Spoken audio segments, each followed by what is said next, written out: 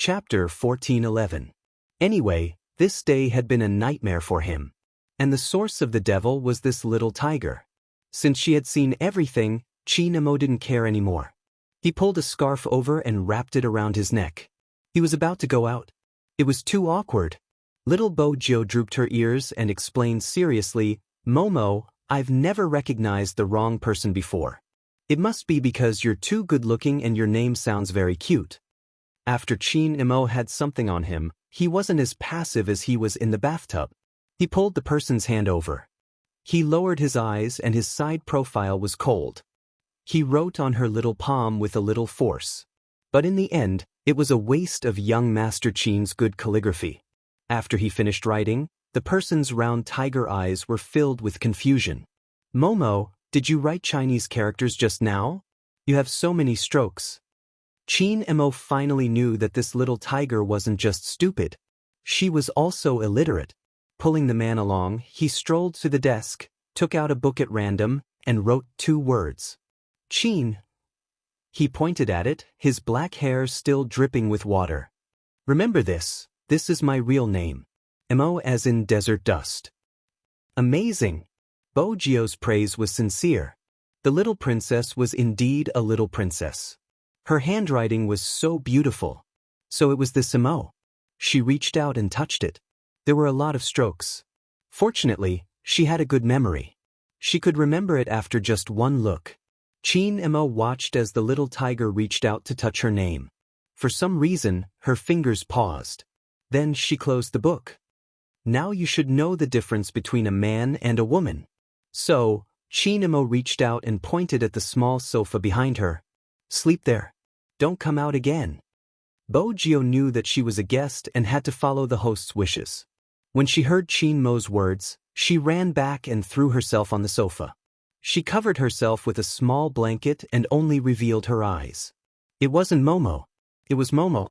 He was really a guy. Such a good-looking boy. She had never seen him before. But after what happened just now, Momo definitely didn't like her anymore. As soon as he thought of this, Bojio couldn't help but rub her nose. Even her ears were drooping, looking listless. Finally, the little tiger stopped causing trouble. Chinamo had wanted to turn off the lights and sleep. Under normal circumstances, he would be lying in bed and reading The Little Prince at this time. However, when he saw that furry little head with water vapor on it, he suddenly felt a chill run down his spine. Chinamo paused as though he was thinking about something. Later on, he told himself to forget it. He couldn't go on like this. He didn't have the energy to care about others. Clatter. The lights dimmed. Bojio realized that she had done something wrong. She didn't make a sound, lying on the sofa. Eventually, she drifted off to sleep. As for young Master Chin, he didn't know if it was because there was another person in the room, or because he was thinking about something else, or because he was kissed, hugged, and seen naked today. The ups and downs were endless. So much so that when he closed his eyes, the figure of the culprit appeared in his mind. "I can't sleep." Chinamo could only turn his head. From that position, he could see the little ball on the sofa. The little tiger that hadn't grown up looked so cute, but it would eat people. Chinamo looked at it. He was probably too tired. His eyelids started to droop. At first, he thought that he would dream of being alone in the main house of the Chin family.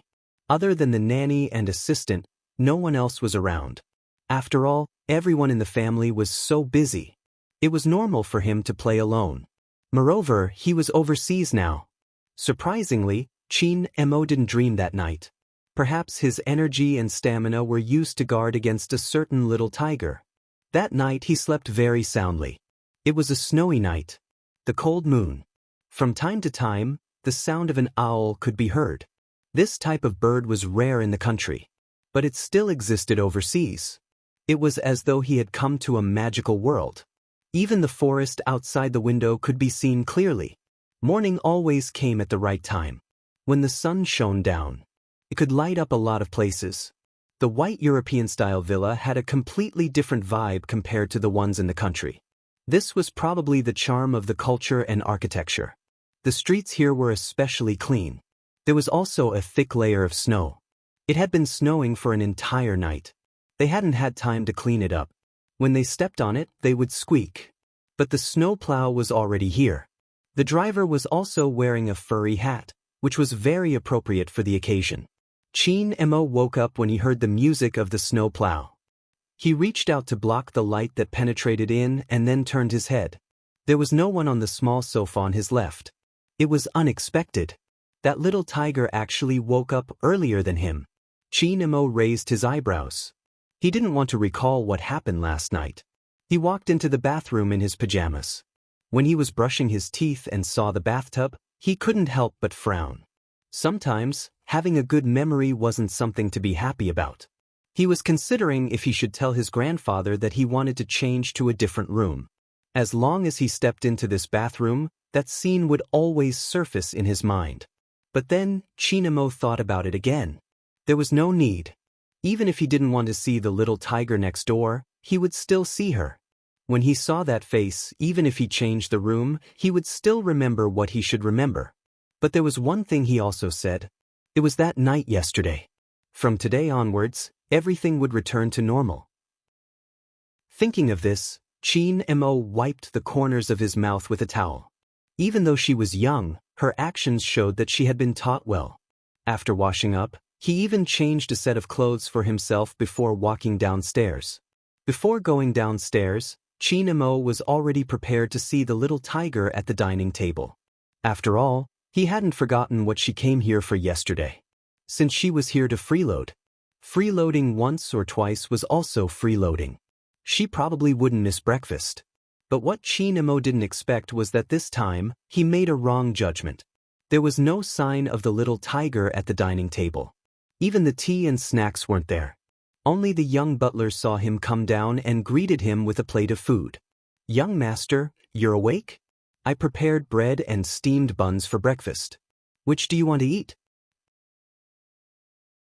Chapter 14:12. Even though the butler was young, he was reliable. The food was placed on the tray. It was a standard American breakfast: fried eggs, bread slices, and a bowl of butter. Chin Mo sat at the dining table. When he picked up the glass of milk, he was reminded of a certain someone who used her tiger claws to hold the milk for him to drink. The young butler didn't understand why the young master stopped. He turned his head and greeted, "Young master." Chin Mo glanced up and asked casually, "Where is she?" The young butler was confused. That was why the way of thinking overseas was different from the local way of thinking. According to Chin Mo's personality, he wouldn't ask a second time after asking once. Besides, Chin Mo didn't really need to know where that person went. He just felt that she was too young. Old Masterin walked in at this moment. Behind him was a local friend. That friend was a bearded professor. He liked Chin Mo the moment he saw him and said that he wanted to introduce his granddaughter to Chin Mo. Old Master and smiled at the side. He just came here and definitely wanted to introduce his grandson to the people in the circle. Hence, the courtyard on this side. This day wasn't quiet. Moreover, Old Master and had sent out an invitation before he came. Many people were curious about what the grandson of this legendary Chinese businessman looked like. Of course, those who could get the invitation were all from extraordinary backgrounds. There was an endless stream of visitors. Chin Mo had changed into an exquisitely made suit. His black hair and eyes made him look more mysterious than other children of his age. Coupled with his aura. When people first saw this noble child, they liked him. "Chin Mo? I heard my grandfather mention your name." The person who said this was a blonde girl wearing a puffy skirt. She had blue eyes and looked at him in surprise. "Are you from Japan?" Chin Mo glanced sideways. He had learned to distance himself at a young age. "No, I'm Chinese." "What a pity, I guessed wrong." The blonde girl was vexed at first, but then she smiled. "My name is Angelia. They're all my friends. Do you want to go over and say hello?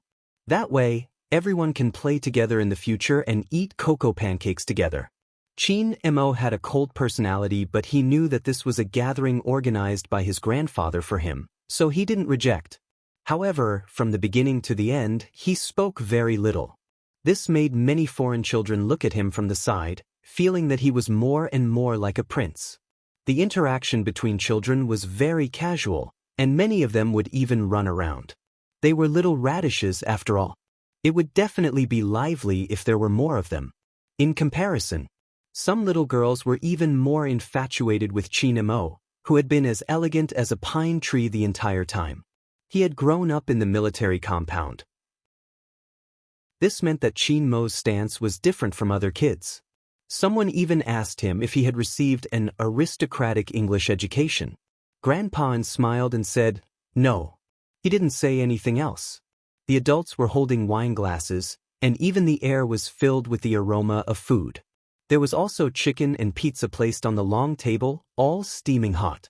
There are many desserts in different shapes. This place was simply a paradise for children. Chin Mo stood there. During the intermission, he was bored and found a place to sit down. He raised his eyes and glanced at the room next door. The lights were on. Chapter 14:13. Since there were people here, why didn't they come over? Could it be that she didn't need to freeload today? Or did he not smell the scent in the air? A tiger like her. He probably wouldn't let go of such a good opportunity to freeload. After realizing what he was thinking, Chin Mo frowned. It was really too boring to think of that little tiger who liked to hug people. He turned his head and looked at his peers who were eating desserts.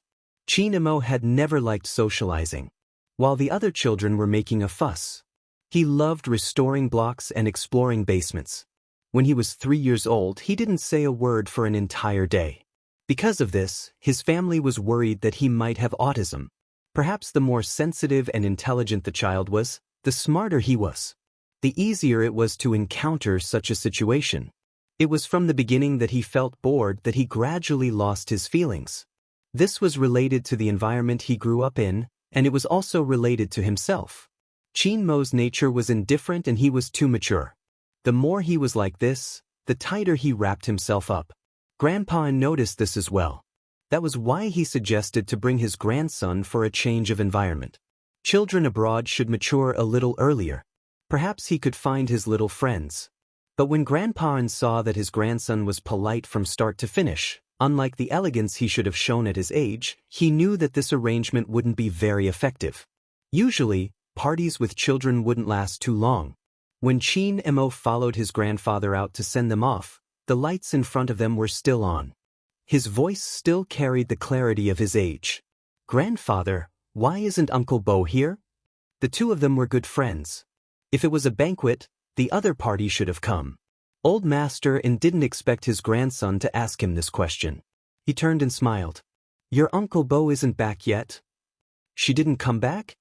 Chin Mo frowned. "Each," Grandpa replied. "Little Bo Jio seems to be the only one at home, but her mother will be back at night. Your Uncle Bo will probably come with a gift tomorrow.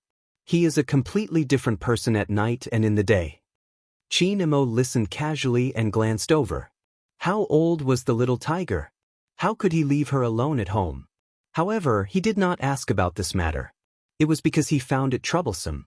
If he asked, Grandpa would definitely send someone to pick up the little tiger or think of something else. Chin Mo thought about this and followed Grandpa. He returned to the house. There was a huge difference between the temperature inside and outside. The rest of them hadn't left yet.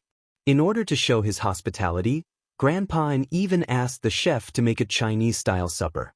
Stacks of bean buns, bowls of century egg and lean meat congee, and glutinous rice balls brought from China were just right for the children. When Angelia saw this, her pair of blue eyes seemed to be lit up. She was very cute, and the other little radishes also surrounded her. The young butler scooped a bowl of glutinous rice balls and handed it to Chin Mo. He looked at the little prince in front of him, who was so noble that he didn't look like a real person. After receiving the bowl, he said in a flat voice, "Take 2 bean buns and a bowl of porridge in a thermos box. Send it to the neighbor next door." The young golden-haired butler immediately understood and went to do it. Only then did Chin Mo lower his lids and chew on the glutinous dumplings. The way he ate was so leisurely that the children next to him were all watching. But Chin Mo didn't seem to mind. He didn't explain his actions to the young butler either. It was probably because there was only one child with the same bloodline as him here. It was inevitable that he would want to take care of her. This situation wouldn't happen in China. After all, there weren't any children at such a young age who would stay at home alone. Except for him, that was right. The little tiger's situation was very similar to his. They were all alone at home. It was the same even at night. When Chin Mo ate the first glutinous rice ball, he had already concealed most of the emotions in his eyes. Grandpa was still greeting the guests. He probably wouldn't notice him. That was good. Because if Grandpa found out that he had asked someone to send something to the little tiger next door, Grandpa would definitely throw that person to him and tie him up. That would be a huge problem for him. And he hated trouble the most. It was still snowing outside. At the end of the banquet, the arrival of the Chinese-style supper reignited the enthusiasm of many children. Basically, they were all praising Chinese cuisine. The courtyard next door was much quieter. Bo Jio was indeed at home. She was hugging her little keyboard, lowering her head to drink her medicine. She coughed from time to time. It wasn't very serious. She was still wearing the little tiger pajamas, and her face was abnormally red. Whenever she heard the sound of a car outside, she would run to the window and take a look. Her little tail wagged a few times, and then she would curl back into the sofa. The phone on the table rang. Bo Jio didn't need to look to know who it was. When she picked up the phone, she nodded twice and emphasized, "Mom, I drank my medicine obediently." When the person on the other side heard this, he smiled lightly. He wanted to fly back immediately, but he could only deal with the matters here. Bo Jio was the one who suggested hanging up the phone. But after hanging up the phone, she hugged her little keyboard again. She squatted there and agitated for a while.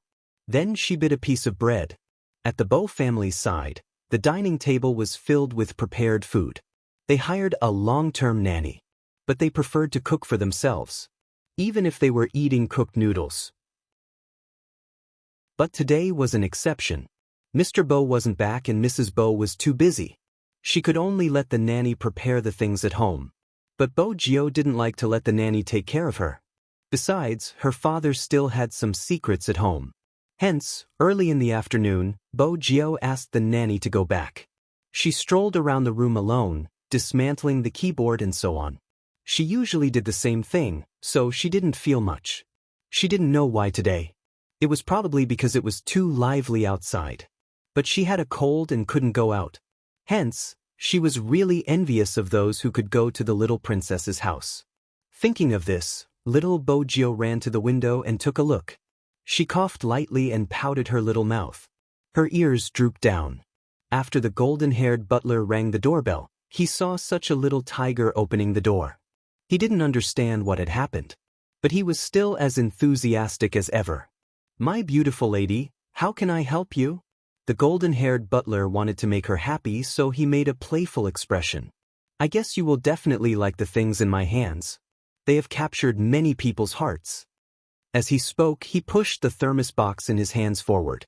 Bo Jio took a look and her eyes lit up. "Bean paste bun. So this is called bean paste bun." The golden-haired butler chuckled.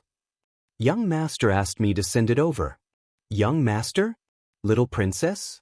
Bo Jio was instantly revived. The little tiger's tail swept twice, and she was very polite. "Please come in." The golden-haired butler took off his hat and followed her in. He placed the thermos box on the table and the two of them chatted for a while. Then he left. She looked at the bean paste bun and century egg lean meat porridge. Bo Jio reached out and tugged her little ears. Previously, she was worried that the little princess would be angry if she saw him naked. But now, it seemed like that wasn't the case at all. The little princess was really too considerate. He even asked the butler to send her a bean paste bun. The more Bo Jio thought about it, the bigger the smile on her face. Even though she was still coughing, it didn't affect her at all. After eating, Bo Jio thought about it seriously. She had to thank the little princess personally. She couldn't go like this. It was too ostentatious. When the sky got darker, she would go over after equipping herself. Moreover, the little princess had already given her food. It wouldn't be right if she didn't give him a gift in return. Bo Jio looked at the little keyboard in her arms. She had decided to give him her favorite toy. Also, she had to tell the little princess in person. She had seen him naked. She would take responsibility for this. That was it. That was right. Bo Jio clenched her little fists at her reflection in the mirror. The smile on her face was a little mischievous. At this moment, Chin Emo still didn't know that the biggest problem with him sending food over wasn't that old master and would ask. Instead, it was that the little tiger that was being fed was getting restless again.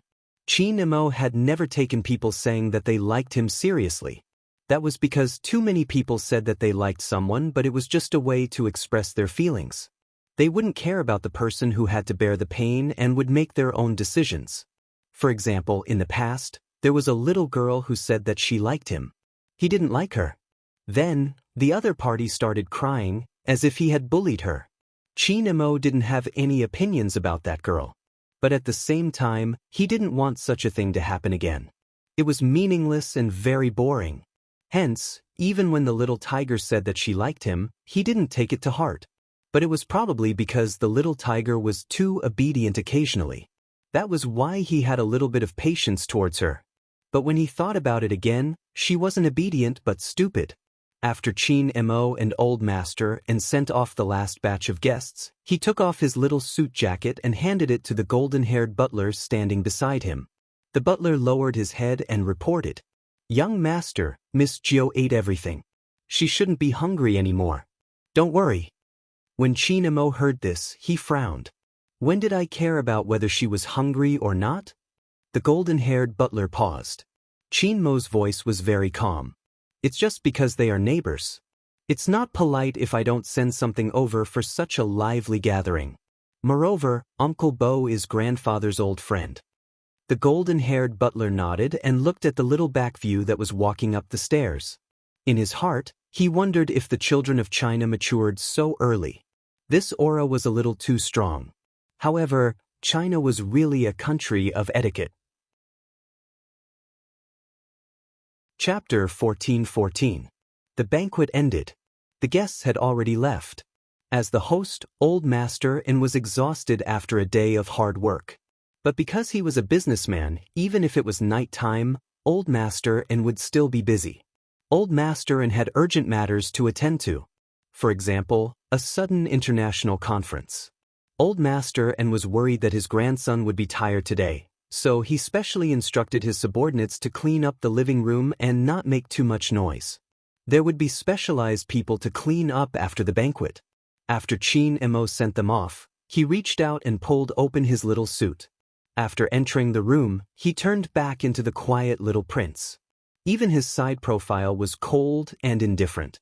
His hair was black and soft, sticking to the back of his ears. He was wearing a white shirt.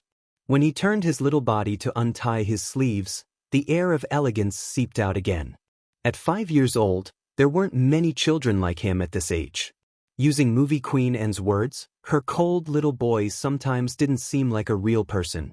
But at this moment, Chin Emo was still a little immature. For example, the sigh that happened now. It was actually a little cute.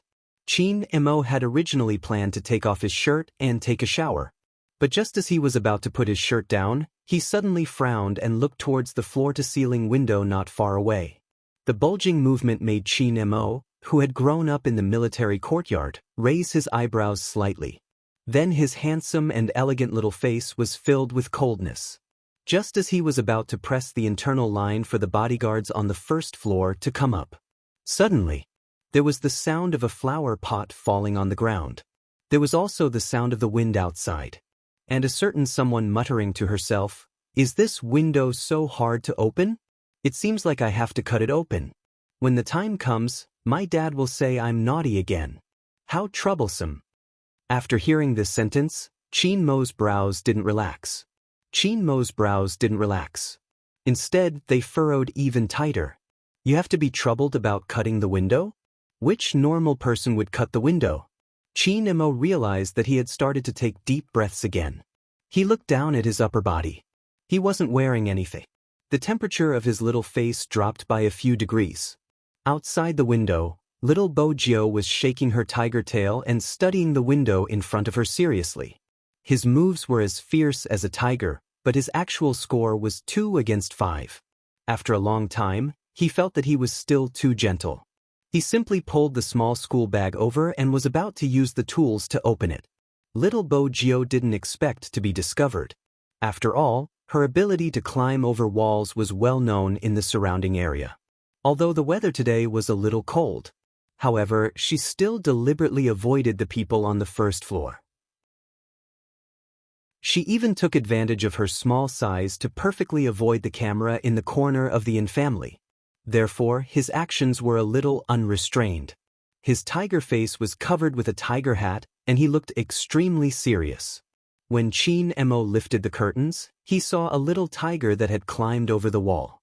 For some reason, she was wearing a small mask on her face. Her small body was tilted to the side, and beside her was a flower pot.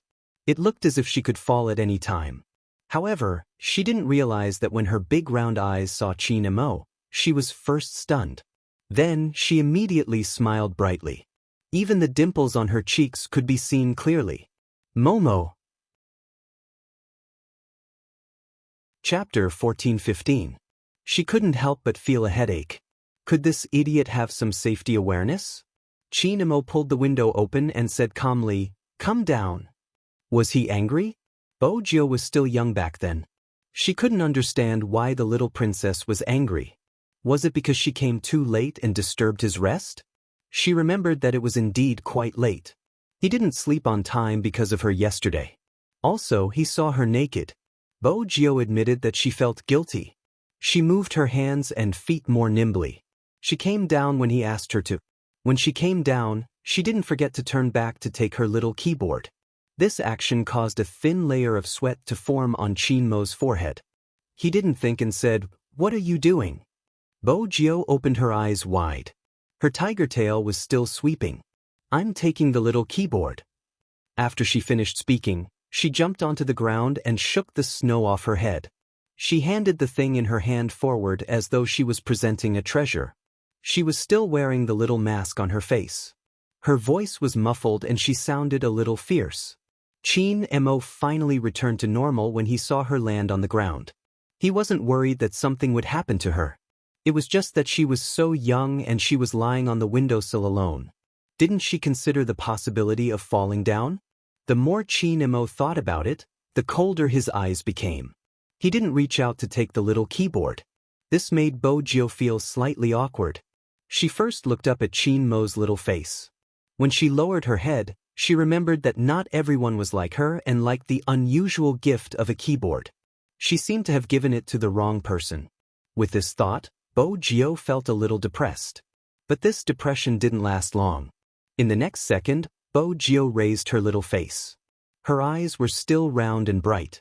"Momo, you don't like little keyboards, right? What do you like? I'll give it to you next time. I have many toys." "I don't like anything." Chin Mo tilted his head. Then, his fingers paused again. Because a certain little tiger started coughing for some reason. She coughed softly, one cough after another. This made him frown again. His gaze landed on her face with the little mask. When he spoke, he sounded a little cold. "It's so late. Why are you wearing a mask?" I caught a cold yesterday. I didn't want to come over at first because I was afraid that I would infect you. But when I saw that you asked the butler to send something to me, I wanted to come over and thank you. If I wore a mask like this, I wouldn't infect you. Yesterday, I realized that your body is very weak. If I pounced on you, you would fall. I can't let you catch another cold." Bo Gio placed the little keyboard on her arm and used her free hand to pinch her ear. Chin Mo was about to get angry when he heard her mumbling. Which boy liked to be called weak? But at that moment, he seemed to have remembered something. "Did you catch a cold yesterday?" Chin Mo had always had a good memory. The visual sense was also strong. At that moment, for some reason, the image of that person curled up on the sofa without drying her hair appeared in his mind. Had she caught a cold because he hadn't let her get up and dry her hair? Thinking of this, Chin Mo frowned again. However, the little tiger did not notice it. She continued, "Momo, are you going to sleep? I'll go back first today. I'll look for you when I'm better." With that, Bo Gio prepared to head back the way she had come. Unexpectedly, she had only just lifted her leg. The tiger's tail was caught by someone. She turned her body sideways and saw the indifferent face of the prince. Momo. Bo Jio didn't understand. Her eyes widened and her tiger ears perked up. Chi Nemo lowered his voice. Little Bo Jio, are you dumb? Bo Jio felt the need to explain herself. Chi Nemo didn't give her a chance. With a forceful move, he picked up the person who was about the same size as him. Bo Jio was still a little confused. But after being hugged, she didn't care about the little princess asking her if she was an idiot. She smiled happily. Chi Nemo didn't give her a pleasant look. Why are you running around when you have a cold? I didn't run around today. I didn't feel well, so I went home first. Otherwise, I would have accompanied you for breakfast, Bo Jio replied seriously. After she finished, she couldn't help coughing. Chi Nemo took a deep breath and reached out to press the phone beside him. The butler downstairs picked up the phone. He was surprised that there was an internal line at this time. Young master? Bring the first aid box up. When Chi Nemo said this, people would often forget his current age. The golden-haired butler heard the words and his eyelids twitched. Young master, what's wrong? Please don't let anything happen to this young master.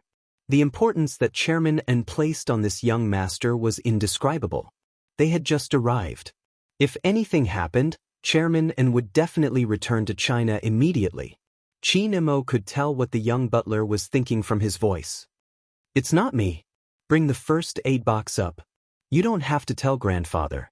Also, bring a pot of hot water up. Hot water?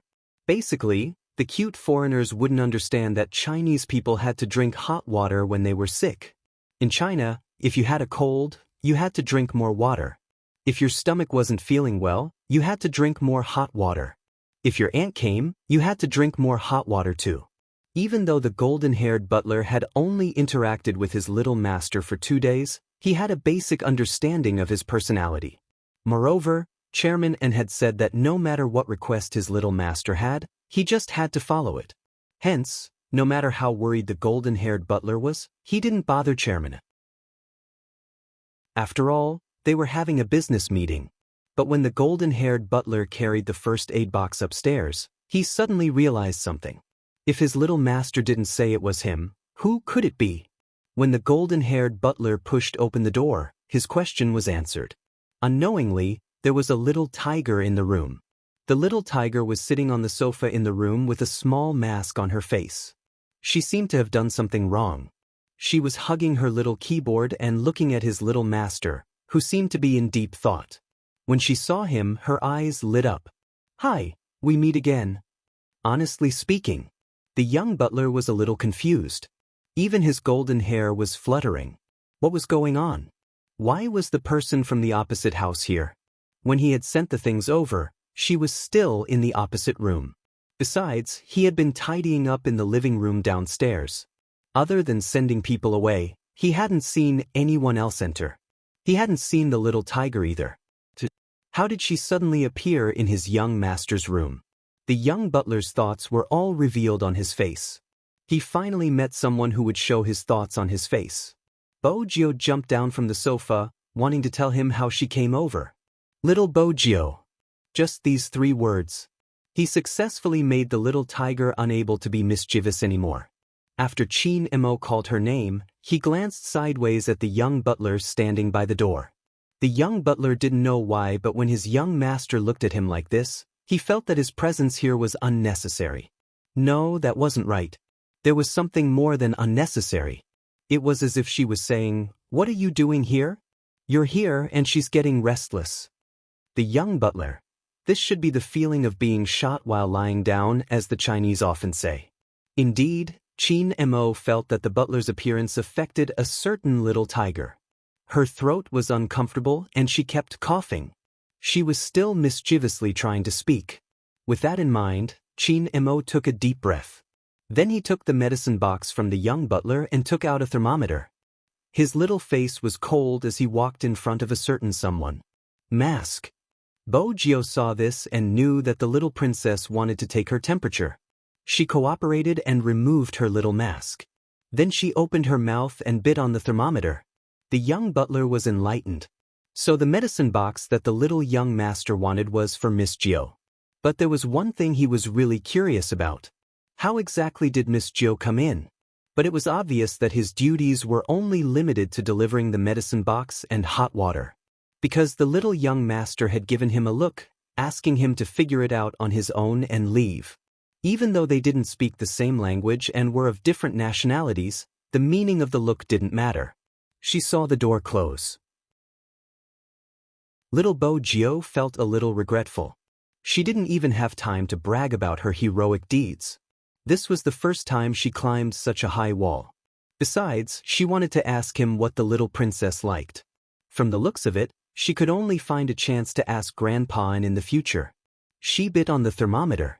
This time, she couldn't speak. She could only look at the little princess who was standing in front of her and picking medicine for her. Bo Gio blinked as she looked at him. The little princess seemed to be very impatient with her. She could tell from his expression. But he still felt very gentle. Other people wouldn't be so nice to her. He wasn't afraid that she would infect her when she caught a cold. He even gave her medicine. Bo Gio couldn't help but smile when she thought about this. She even jumped down from the sofa and circled around Chi Nemo. The little tiger behind her kept wagging her tail. Chi Nemo took out the cold medicine. From the side, he saw a certain someone with a bright smile. At that time, Chi Nemo even thought, did this person know how to smile? In the end, it would give rise to emotions that even a child would have. It really made him jealous. Her parents must be special to her. Thinking of this, Chi Nemo came to a sudden realization. He knew he was wrong.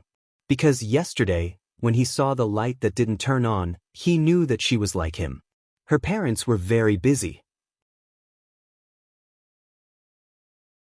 Chapter 14:16. Look, our little tiger Bo was still very obedient. She bared her soft tiger teeth so that it would be easier for him to take the thermometer out. When she opened her mouth, her almond-like tiger eyes were still staring at Chi Nemo. She looked as though she had something to say. Chi Nemo gave her a cold look as though he was saying, "Don't you dare to speak again." Little tiger Bo felt that this wasn't right.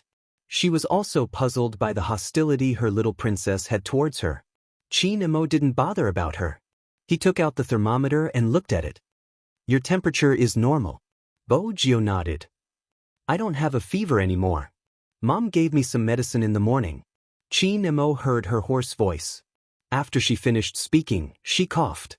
Her head was probably a little heavy from the coughing. Even her little shoulders were trembling a little. Didn't having a fever mean that she wasn't sick? Chi Nemo couldn't be bothered to say anything to this idiot. He opened a packet of medicine and took out a pill. His slender fingers touched the side of her mouth.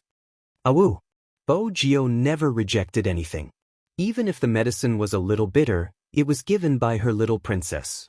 It was still delicious. On the other hand, after Chi Nemo fed her, he frowned fiercely. Then he placed the medicine in her hand. Eat it yourself. He must have been possessed. Why did he feed her personally just now? He thought about it. He must have been so angry with this little tiger that he lost his ability to think. After letting out a long sigh, Chi Nemo returned to his noble little prince appearance. He walked towards the window.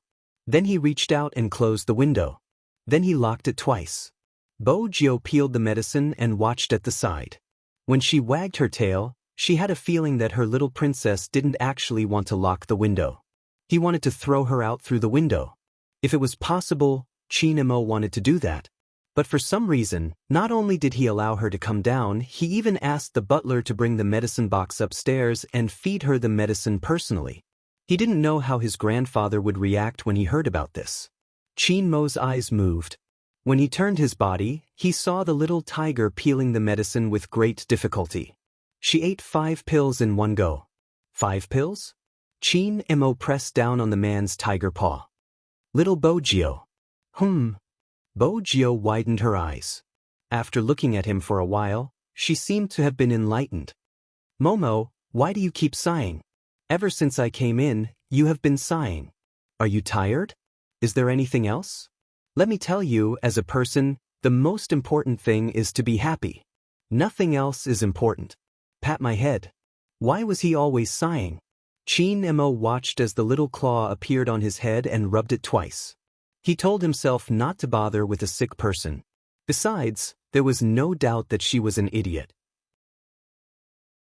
Chinamo looked at her, his expression ugly. "Are you done touching me?" Bojio shook her head. "No, Momo, your hair is so soft and nice to touch. It's different from mine. Mine is too hard and prickles." Chinamo smirked. "Drink the medicine and go home. Also, don't climb over the wall again."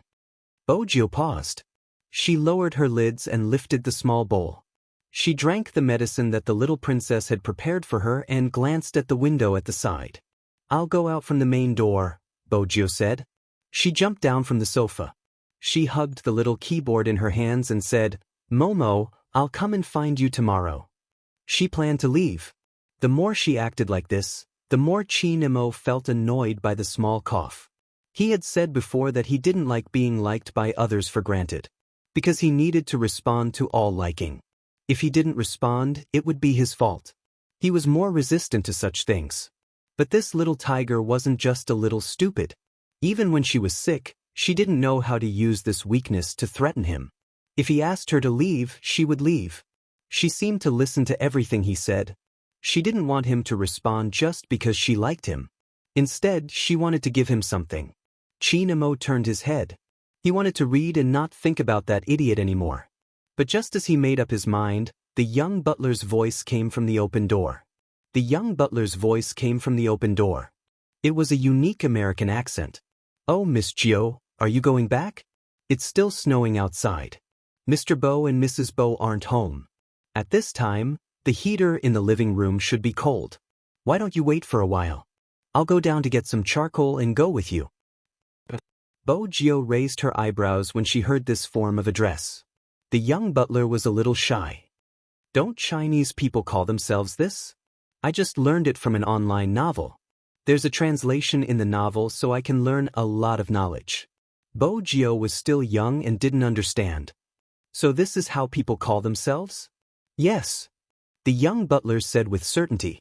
This made Chinamo frown. He couldn't focus on the book anymore.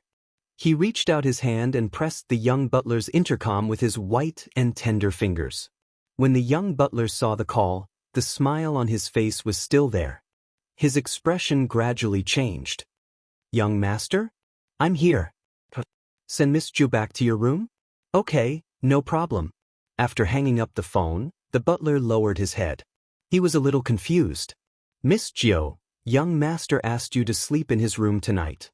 Bojio was confused too. Was it such a good thing? The young butler had a lot of thoughts going through his mind. After all, he had watched the banquet. There were so many funny children, but he hadn't seen his young master treat anyone specially. He definitely wouldn't touch a cup that had been touched by others. Not to mention the food. He was a gentleman, but he didn't dance with others. The young butler even suspected that this young master from China was like what the novel said. Was he the reincarnation of the leader of some faction? He was so special because his bones were so good. He had the etiquette and alienation that a young man like him shouldn't have. He had studied it before. His young master was definitely a clean freak, and it wasn't a small one. Every time his young master wiped his hands, he would be especially careful. He would change his clothes 3 times a day. The bathroom had to be clean. Even his shoes were spotless. No one would doubt that he was a genuine little prince. However, the golden-haired butler was a little puzzled. Such a clean freak young master would actually let someone spend the night at his house. Although it had happened once yesterday. But yesterday and today were different. Yesterday was arranged by Chairman. The young master's entire body was filled with cold resistance. But today, it was the young master who suggested it. Chapter 14:17.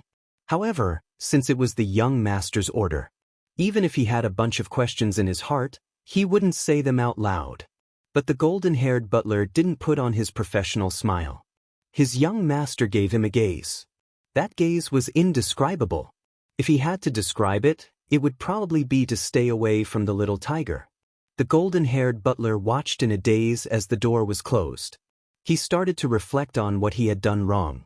After all, in the novels, offending an expert would result in a tragic outcome. No, he had to learn more about China's profound knowledge and culture later. Momo. Bo Jio hugged the little keyboard in her arms. Her smile was brighter than anyone else's. I'm back. I know you're back. Chi Nemo lowered his gaze. He didn't want to talk to her. After a while, he said, I don't call myself that anymore. It's how people used to express their politeness and humility in ancient times. Is that so? Bo Jio's eyes lit up again. She had grown up abroad. Usually, she only knew how to fight and study the little keyboard and a bunch of little tadpole codes. She had very little knowledge. In the past, she had interacted with children from China. But no one seemed to understand these things. The little princess was different. She knew everything. When Bo Jio thought about this, she felt inexplicably happy. Momo, you're amazing. The sudden praise made Chi Nemo tilt his head. Don't say such nice words. Go back to your seat. Okay. She became very obedient again. But at the same time, she didn't forget to be mischievous. Momo, your ears are so red. Chi Nemo took a deep breath and placed the book in his hands down. They're hot. Oh. Bo Jio smiled. She thought that Momo was so awkward. He was obviously shy, but he insisted that he was hot. But she was very understanding and wouldn't expose him. Also, her little princess was even more adorable when he was awkward. Bo Jio seemed to be addicted to teasing her pet. She would say a few words from time to time. In the beginning, Chi Nemo still ignored her. Then, he allowed the little tiger to be mischievous. Bo Jio continued to be mischievous. She realized that she might disturb the little princess's reading. Hence, she curled up on the sofa quietly and started to touch her little keyboard. When Chi Nemo saw her like that, he recalled what had happened last night. Especially after the other party drank the medicine, he was still coughing, and there was no sign of him getting better. Chi Nemo stood up. Go to the bed. On the bed? Bo Jio was still wearing the little tiger's pajamas. When she heard his words, her ears perked up. Momo, I thought you didn't like other people sleeping on your bed? She wasn't stupid. She could tell. Momo held a grudge against a lot of people. She wasn't sure if others understood. In any case, she understood. Moreover, she was also like this. She didn't like others to understand her things. But since yesterday, her little princess had become an exception. When Chi Nemo heard the question, his fingers paused. Indeed, I don't like it. That's why I can only sleep with you today. You're not allowed to touch it in the future. After finishing this sentence, Chi Nemo suddenly realized something. That was, he seemed to be less and less good at pretending in front of this little tiger. He shouldn't be like this. At the very least, one had to be polite when dealing with guests. He couldn't speak like this. But he couldn't control himself. Chapter 14:18. Bo Jio listened to the little princess's arrogant words. She wagged her tiger tail and behaved like a loyal dog. On the other hand, Chi Nemo didn't want to listen to the coughing anymore. He asked someone to prepare a bowl of pear soup. He watched as the little tiger drank a bowl. Then she really entered the state of rest. This time, before Chi Nemo entered the bathroom, he said to Bo Jio, "Don't come in." Bo Jio looked at the back view that was filled with rejection. She reached out and touched her ears. She thought about it seriously. Her little princess was shy again. She would restrain herself today. She really wanted to go in and bathe her little princess. But she was sick now. It was easy for her to infect others. But there was something she had to remind him. Momo, your body is weak. Be careful when you bathe. Don't bathe for too long. You will be out of breath like yesterday. She still dared to mention yesterday. When Chi Nemo heard this before he closed the door, he tightened his grip on the white scarf. He was too lazy to take another deep breath, so he slammed the door shut and locked it. His handsome face was as elegant and handsome as ever. This time, he didn't fill the bathtub with water. Instead, he turned on the shower. When he came out of the bathroom, he had already changed into his pajamas. In Bo Jio's eyes, the little princess's pajamas were more pleasing to the eye. Her little old axe was a little too exaggerated. It wasn't like the little princess's pajamas. They were clean and didn't have any extra patterns. Chi Nemo used the scarf to wipe his hair. He was still young. Although he was already used to being stared at, he still felt uncomfortable when people looked at him from head to toe and from his tail to his head. In the end, they looked at his side profile with a pair of big eyes. He hadn't experienced this before. After all, when other people looked at him, they would sneak peeks at him. Children would not be as shy as adults. But the word shy was obviously not suitable for a certain little tiger. Chin Emo placed the scarf down and turned his head. He was about to speak. The little tiger, Gio, spoke before him. Momo, you don't have to be shy. I will take responsibility. Take responsibility? What responsibility? Chin Emo frowned again. He wanted to warn her not to be mischievous. She should sit there obediently and not speak if she could. Why did she say she would take responsibility?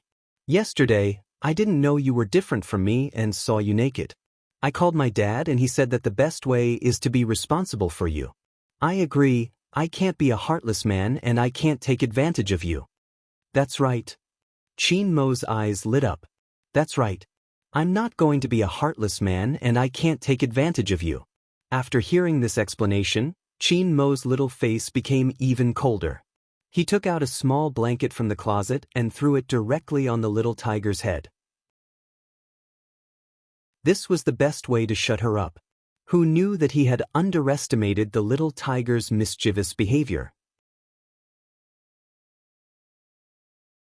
Chapter 14:19. After all, you're so weak. After all, you're so weak. After all, you're so weak. This sentence echoed in Chin Mo's mind 3 times. He looked at the little tiger head that was exposed. He wanted to pull her up and throw her out.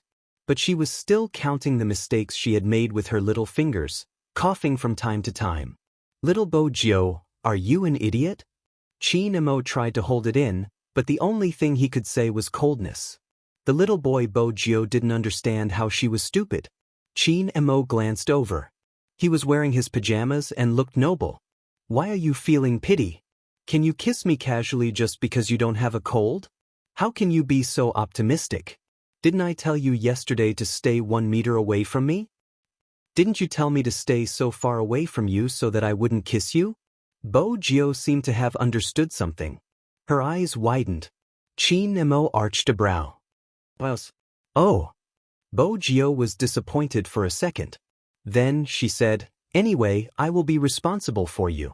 Besides, Momo, you've misunderstood. I'm usually very reserved.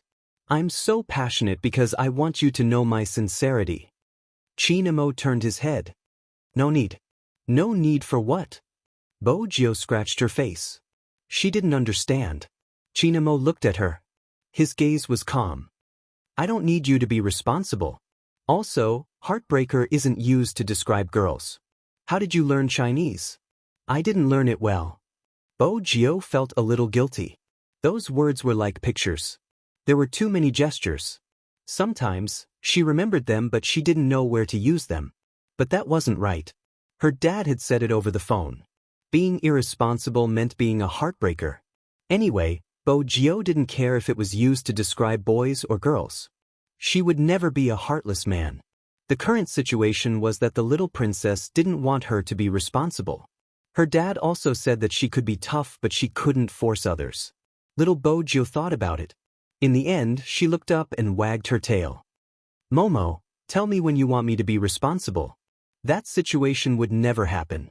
At that time, Chin Emo had thought that way. Moreover, he really didn't want to discuss this kind of thing with a little tiger. It would make him seem very childish. His gaze swept over. Seeing that she was still curled up on the sofa, his brows furrowed once more. I'm not asking you to go to the bed. The sofa was very close to the window. Didn't this idiot know that there would be wind on this side? I haven't showered yet. I'll go after I shower.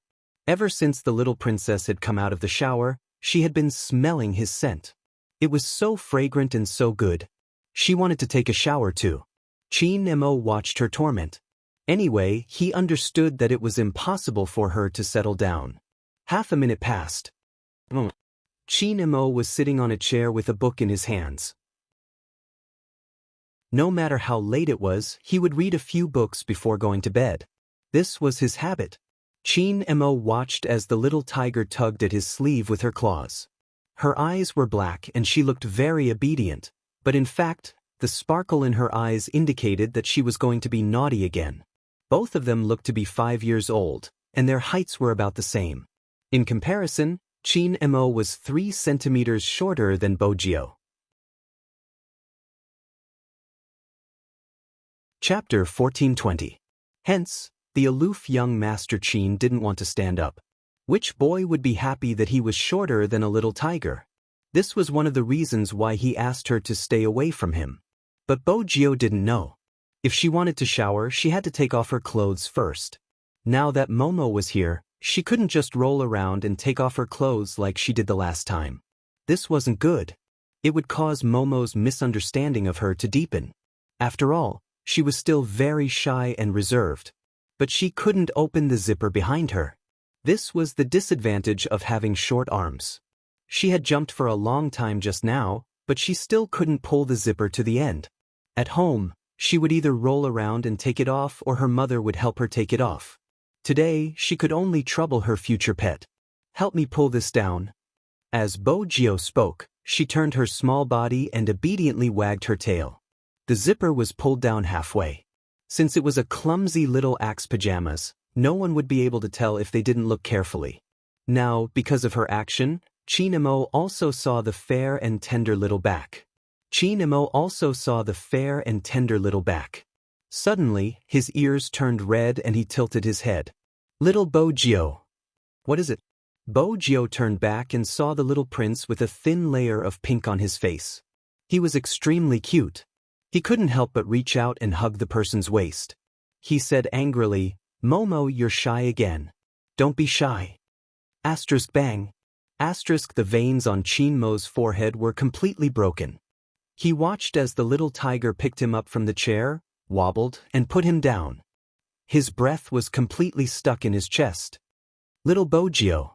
Bojio scratched her ears. I'm here." Chin Mo looked at her and didn't want to speak. Which boy would like to be carried around by a girl? His dignity as a boy was really. Chin Mo adjusted his breathing. Again and again, until the little face returned to its cold and noble appearance. Men and women shouldn't touch each other. It's such a simple logic. You should know that in the future, don't let a man help you with your zipper, even if you're a child. When Chin Mo said this, he didn't sound like an old man. It was probably because his face was too good-looking. Bojio nodded as though she was being lectured. She continued, "I know, but Momo, you're not like other boys. It's okay for you to help me zip up. We're going to sleep together in the future." "Who slept with you?" Chin Mo pressed his throbbing temples. Then, he looked at her tiger pajamas that were about to collapse. He shouldn't have been soft-hearted, and he shouldn't have let this person sleep here. He didn't know if it was too late to throw her back. But he had heard the conversation just now. There was no one at the Bo family's side. Her cough had not gone away, and she was so clumsy that she could not even walk properly. Bojio didn't know what her pet was thinking about. She poked him with her fingers, her back itching. Chin Mo's gaze landed on her when he saw her movements. It was probably because of the material of her pajamas. After the zipper was unzipped, it would prick his hand. Therefore, her fair little back was a little red after being pricked. Chapter 1421. Okay. She would be obedient when she needed to be. Little Gio always followed this principle to the end. Chin Mo lowered his lids. Once he decided to do something, he wouldn't be awkward anymore. Like a mature adult, he didn't just help Bojio with the zipper, he also removed the hood from her pajamas. Because he was so close, he could smell the sweet milk scent on the little tiger. A child would always be a child. While Chin Mo was deep in thought, he completely neglected the fact that he was also a child. After unzipping the zipper, Bojio could go to the bathroom and remove the little tiger pajamas herself. She was especially serious when she showered. At the same time, she thought about whether she had redeemed her image in the little princess's heart after today. In conclusion, it should be considered a success. As little Bojio thought about it, she splashed some shampoo on her head. The white foam accidentally flowed into her eyes. She used her little hands to rub them and started to wash again. It was a manly way of washing. Young Master Qin didn't see her washing. If he had seen it, he would have corrected her. After the shower, Bojio looked even fairer. She didn't let go of the little keyboard in her hands. Her hair was wet and looked very naughty when she shook it. There was even a lock of hair that was dyed silver sticking out. She looked like a cat that had just been scooped out of the water and hadn't had time to clean its fur. There would always be a cat that wanted to dress up as a little tiger. This was the perfect example. Qin Mo glanced over. In the end, his gaze landed on the hair that was dripping with water.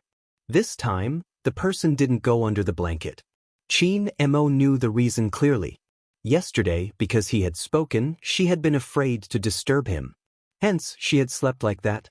With this thought, all of Qin Mo's impatience disappeared. It was obvious that the little tiger didn't know how to dry her hair. She held onto a towel and rubbed her head randomly. She coughed from time to time and hummed a tune. In the end, Qin Mo couldn't stand it anymore. "Come here." When Bojio heard this word, she was confused. Then, she walked over with a confused expression. Qin Mo didn't say anything. He took the white towel over. His aura was cold. It was a deterrent. Children are like that. Perhaps, sometimes, they might not necessarily listen to adults. But when he met someone of the same age who was colder than him and couldn't see through him, he would subconsciously listen to him. Young Master Qin's aura had never been a joke since he was young. In the military compound, no matter how much those naughty kids liked to cause trouble, they would subconsciously restrain themselves in front of him.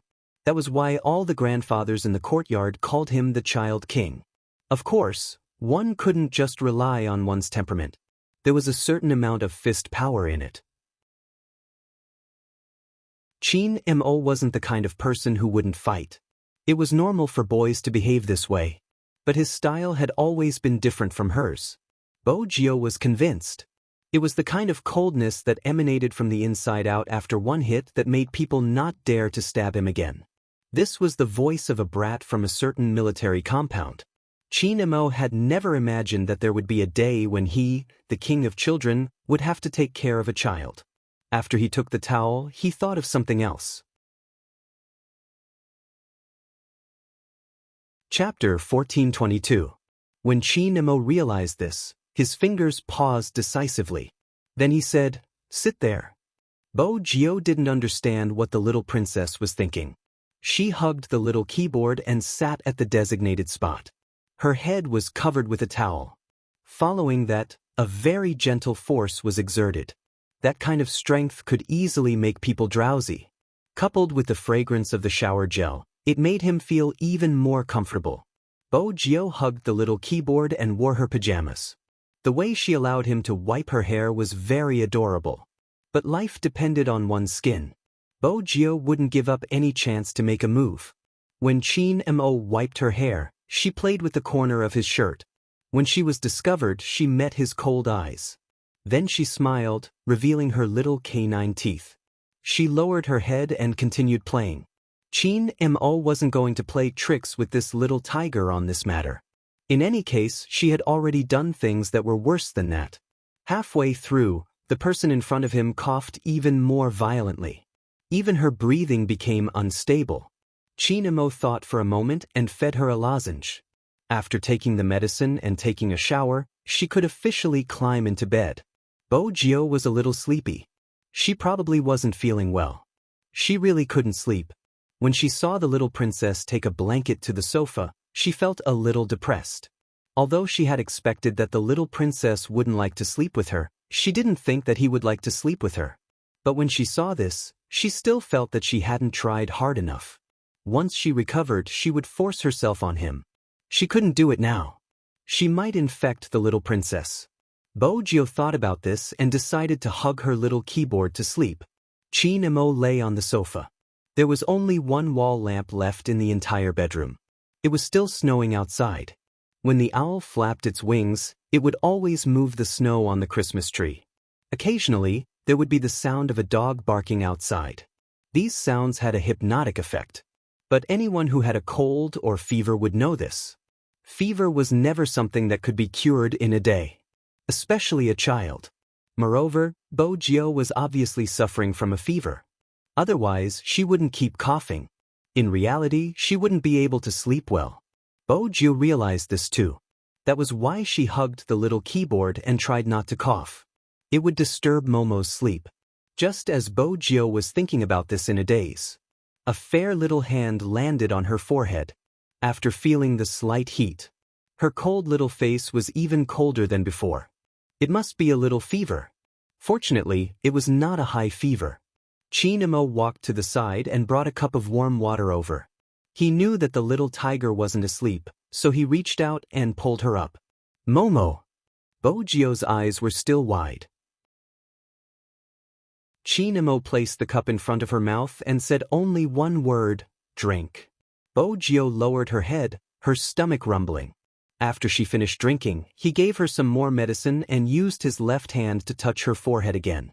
Bo Jio was very obedient. Chinamo glanced at the things in her arms. The keyboard is cold. If I don't hug something, I won't be able to sleep. Bo Jio said whatever was on her mind. Momo, why don't you let me hug you?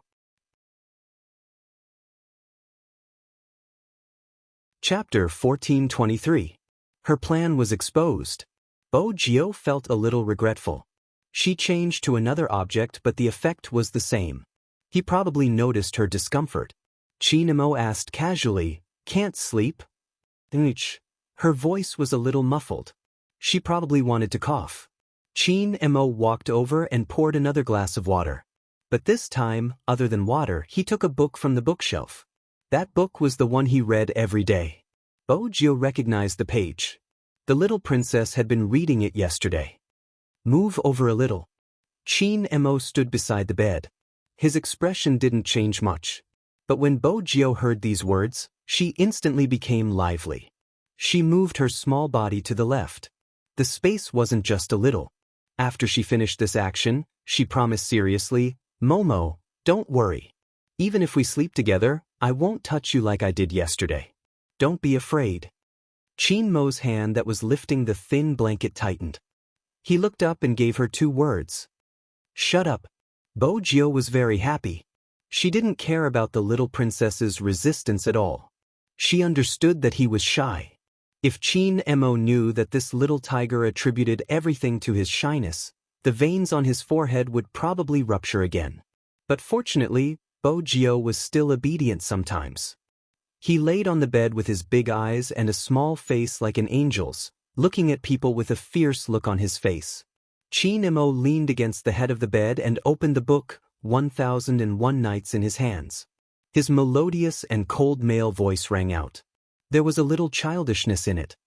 It was said that in ancient times, on an island between ancient India and China, there was a kingdom called Sazan. The king was called Shinuya.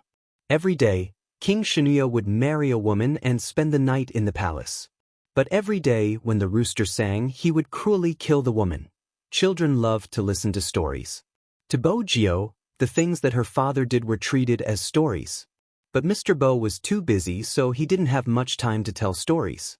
To be precise, this was the first time someone specially read her a bedtime story. At first, Bo Jio was in a daze. But soon, as she listened, her coughs lessened. All her attention was focused on the little princess's side profile and the fascinating story. Time passed bit by bit with the flow of the moonlight. The 2 of them were different from the others, probably because they were too similar. No one would read him a bedtime story. He looked like a little prince, yes. He was a lonely little prince. Every night, she would read and sleep alone. Although there was still no one to tell him a bedtime story. However, the little heater lying beside him and listening to him with her head tilted to one side made him feel that there was nothing wrong with letting her come over once in a while. The sound of reading continued. He had just read the 3rd story of the 1001 stories. There were already people on the 1st floor. That person was none other than Mr. Bo, who was wearing a black trench coat with a bouquet of roses pinned on it. Originally, he was here to bring his little Jio back. Grandpa gestured for him to listen to the noises upstairs. Chapter 1424. Grandpa smiled too. I heard from the butler that my grandson knew there was no one in the Bow family, so he specially asked him to send supper over. This morning it was funny. He was a little unhappy that your little tiger wasn't around. Mr. Bow tilted his head and lit a cigarette.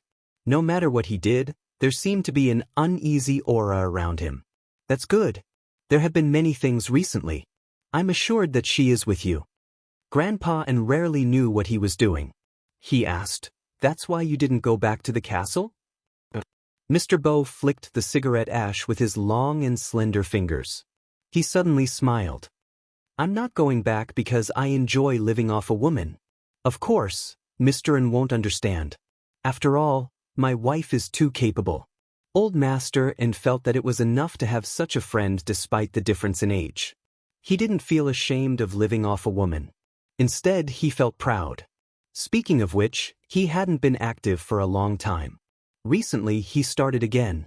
It seemed like it wasn't peaceful outside. Otherwise, he wouldn't have stayed in such a place.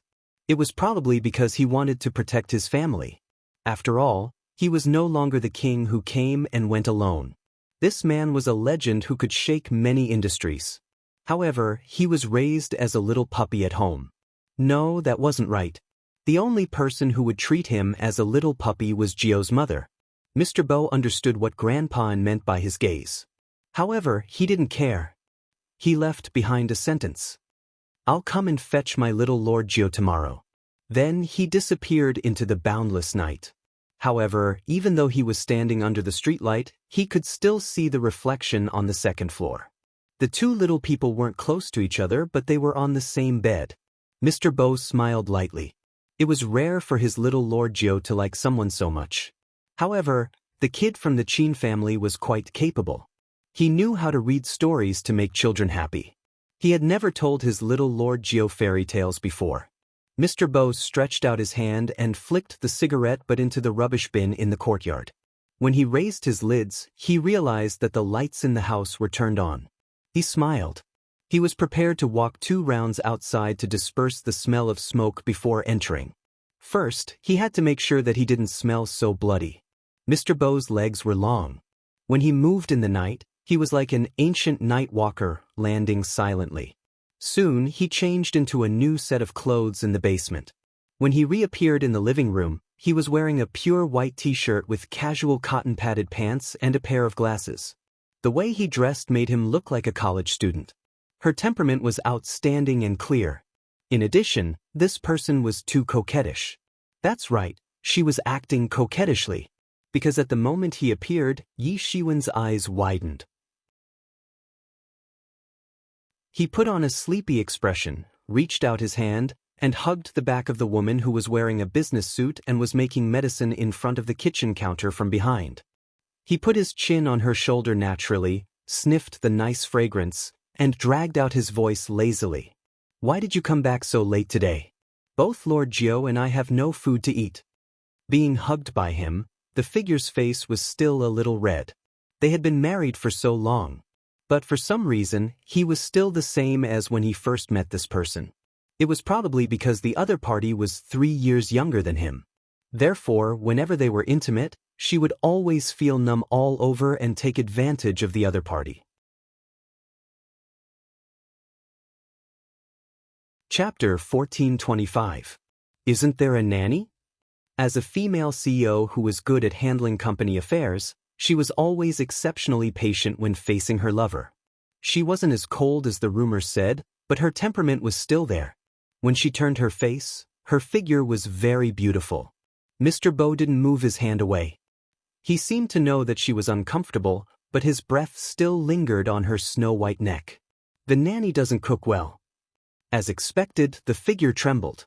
"I'll cook you some porridge." "I don't want to eat porridge now." The hint was probably too obvious because his slender fingers were already on the button of her suit. With a smile, his voice was a little deep. "Gio isn't here today." She couldn't resist that kind of temptation. Even if someone said that the person in that family wasn't as simple as he looked, she still couldn't resist. And he was like a little puppy in front of her, always making her comfortable. Only in this kind of situation would he show his ruthless side. When she realized that she was being carried and placed on the kitchen counter, The temperature in the room was already very high.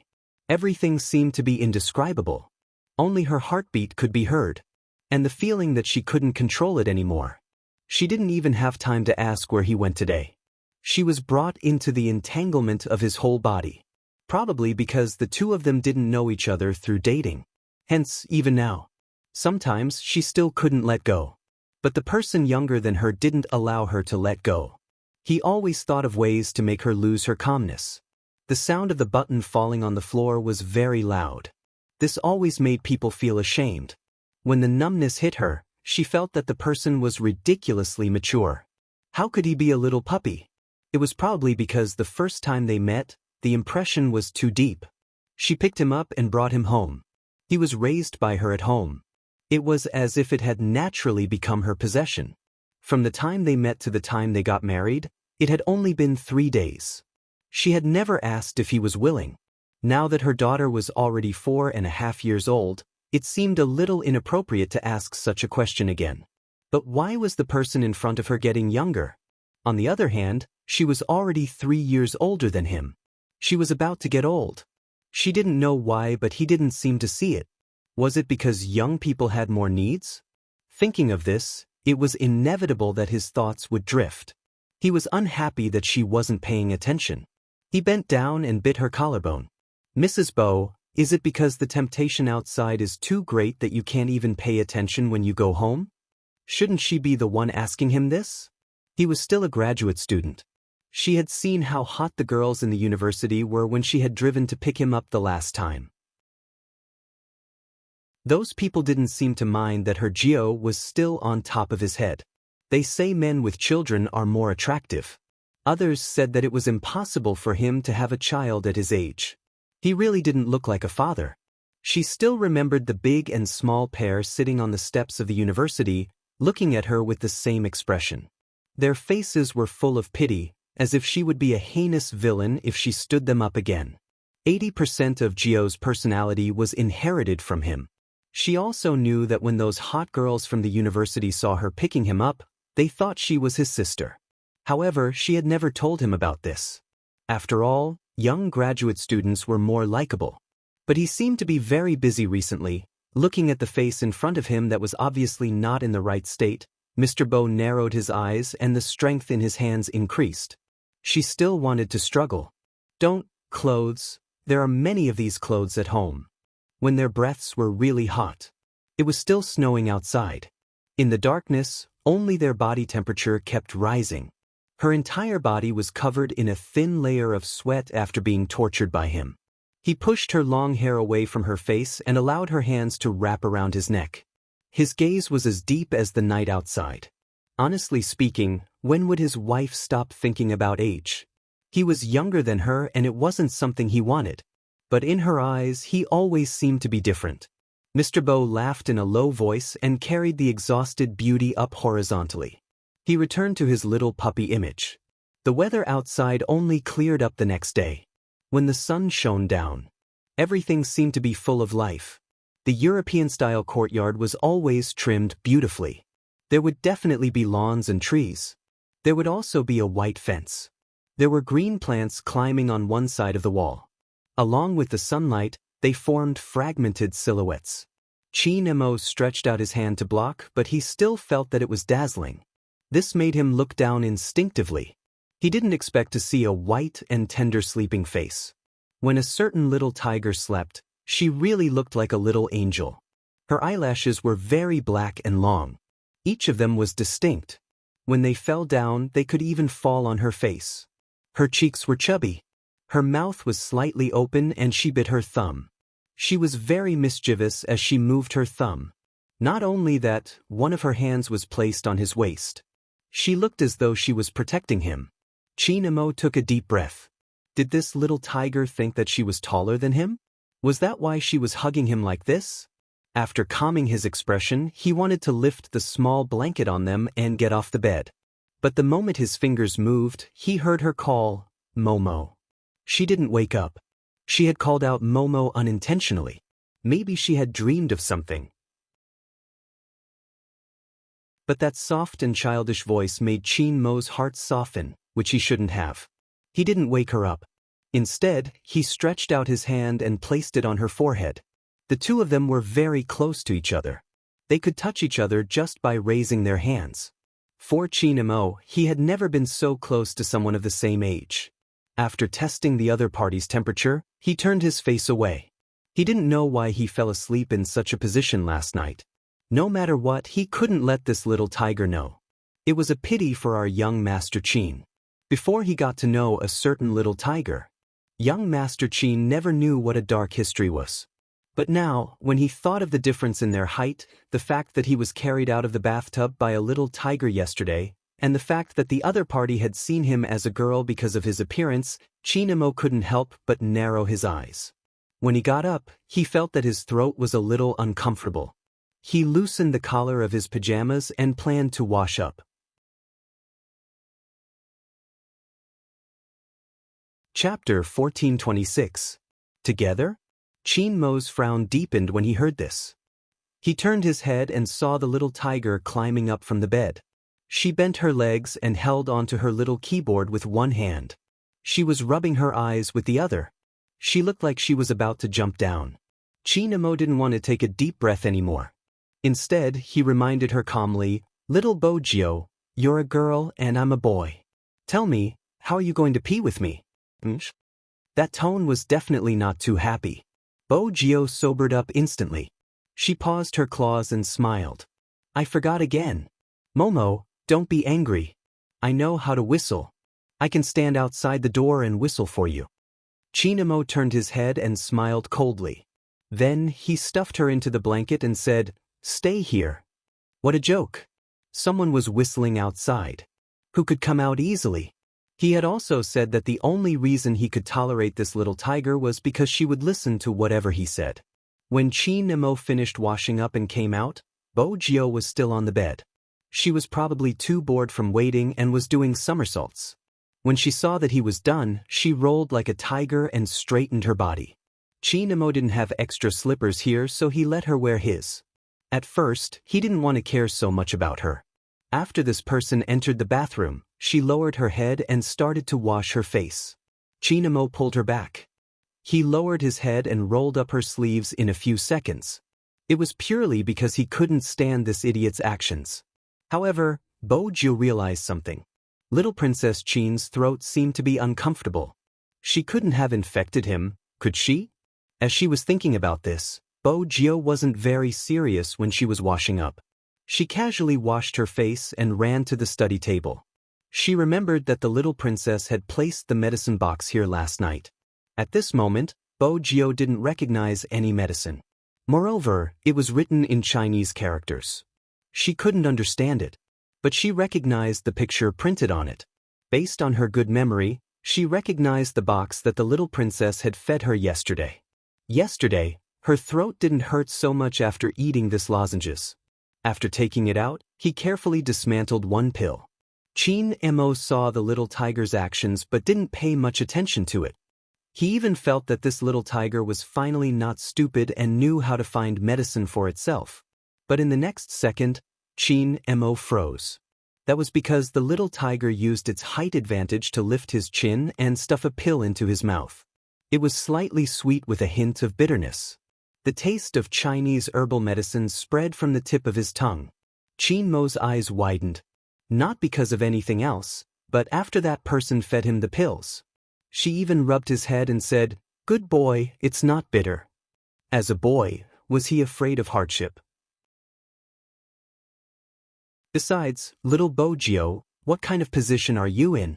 Young Master Chin smiled coldly again. Anyway, it was already dawn. It didn't matter if he threw her out. But before he could say anything, the little tiger looked at him with her big eyes and said, "Momo, you must tell me if you feel uncomfortable. For example, your headache. Yesterday, I had a headache and then a fever. The fever was too stuffy and I couldn't come out to play with you. But this is also my fault. I know that my body is too weak, but I still came to find you." Very good. Once again.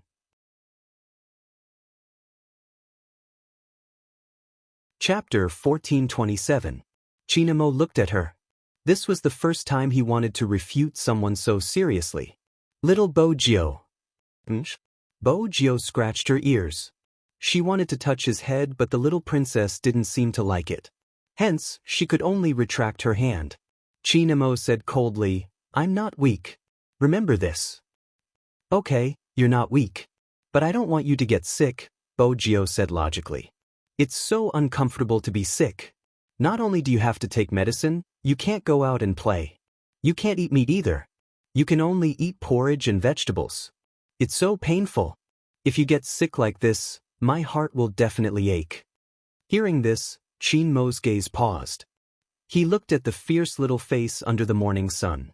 Maybe it was because the sun was too good today, or maybe it was because there was no impurity in those eyes, which made his heart feel warm. No one could notice his discomfort in time. Since young, his mother had been pampered like a princess by his father. Hence, she was always slower in terms of common sense. She wouldn't take care of him. He knew that he had never blamed anyone. But sometimes he felt a little lonely. Especially at night, when he felt uncomfortable for the whole day. People would only know that he was sick the next day. That was why he gradually got used to it. When he was sick, it didn't matter if other people were around or not. Even his grandfather, who hadn't passed away, might not be able to notice it immediately when he was sick. But this little tiger knew and gave him a lozenge at the first moment. She even told him. Her heart would ache when he was sick. Chinamo moved. His fingers instinctively wanted to hold on to something. It was her restless claws that entered his hands. It was soft and suitable for his hands. Except for the fact that she was taller than him. Actually, this little tiger was quite pleasing to the eye. When she didn't speak, she was very obedient. As for other aspects, he could teach her slowly. Since she was the one who took the initiative to come to his side. He had no reason to reject her. It wasn't right. Anyway, her parents didn't care about him. It wasn't a problem for this person to belong to him. Although he didn't have any specific concept of raising a child. But it shouldn't be difficult to raise such a little tiger. What's more, a certain someone was stupid enough to want to buy him. Chinamo seemed to have confirmed something. He glanced over and helped Bo-jio roll her sleeves. His voice was calm. "Do you think everyone is like you, only liking to eat meat? I'm not the only one who likes to eat meat.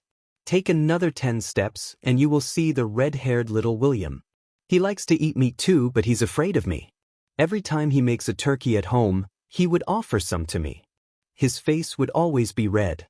Bo-jio explained. "The roasted turkey is delicious."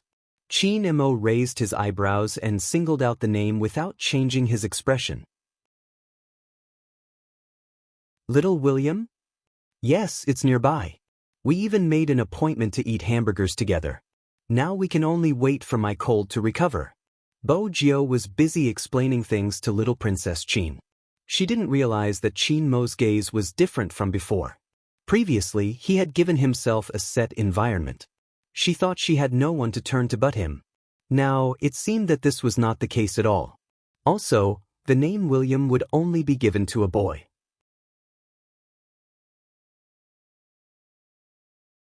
Chapter 1428.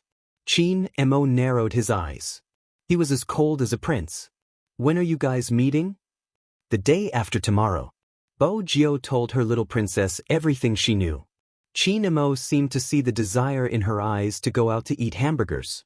After helping her roll up her sleeves, he said casually, "Your cold should be gone the day after tomorrow. You can go out to eat." When Bo-jio heard this, she was even happier. Her tiger eyes lit up. "Momo, do you want to go with me?" Her father had said that if she wanted to raise him, she had to show some sincerity and use feelings to communicate. Bo-jio thought about it and felt that other than sleeping, going out to eat meat was the best way to increase his affection. She didn't know that Chin-mo was waiting for her to say this.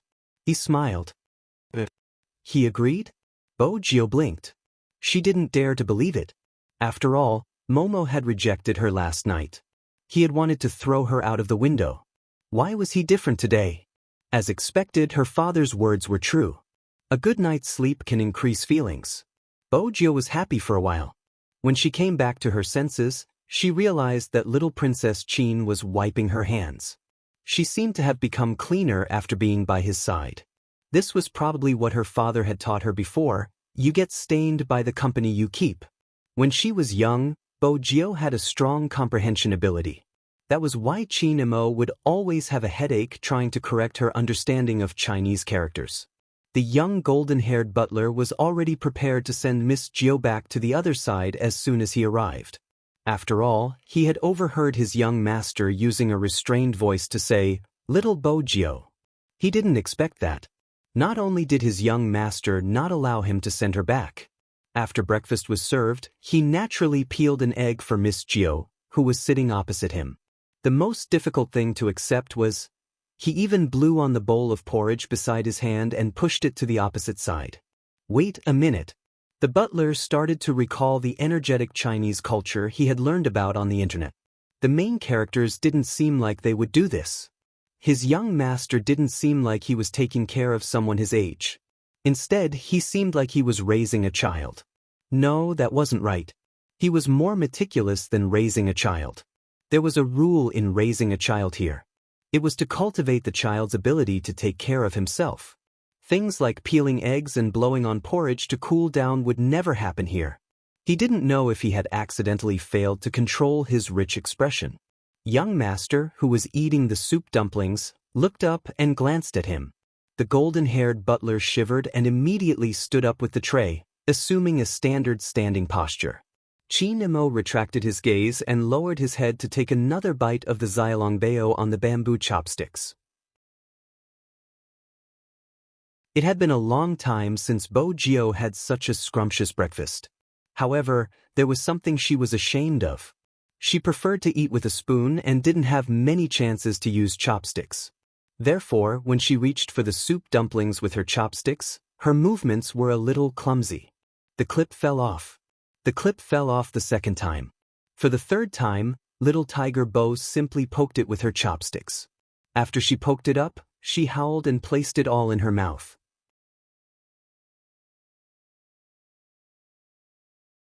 Chapter 1429.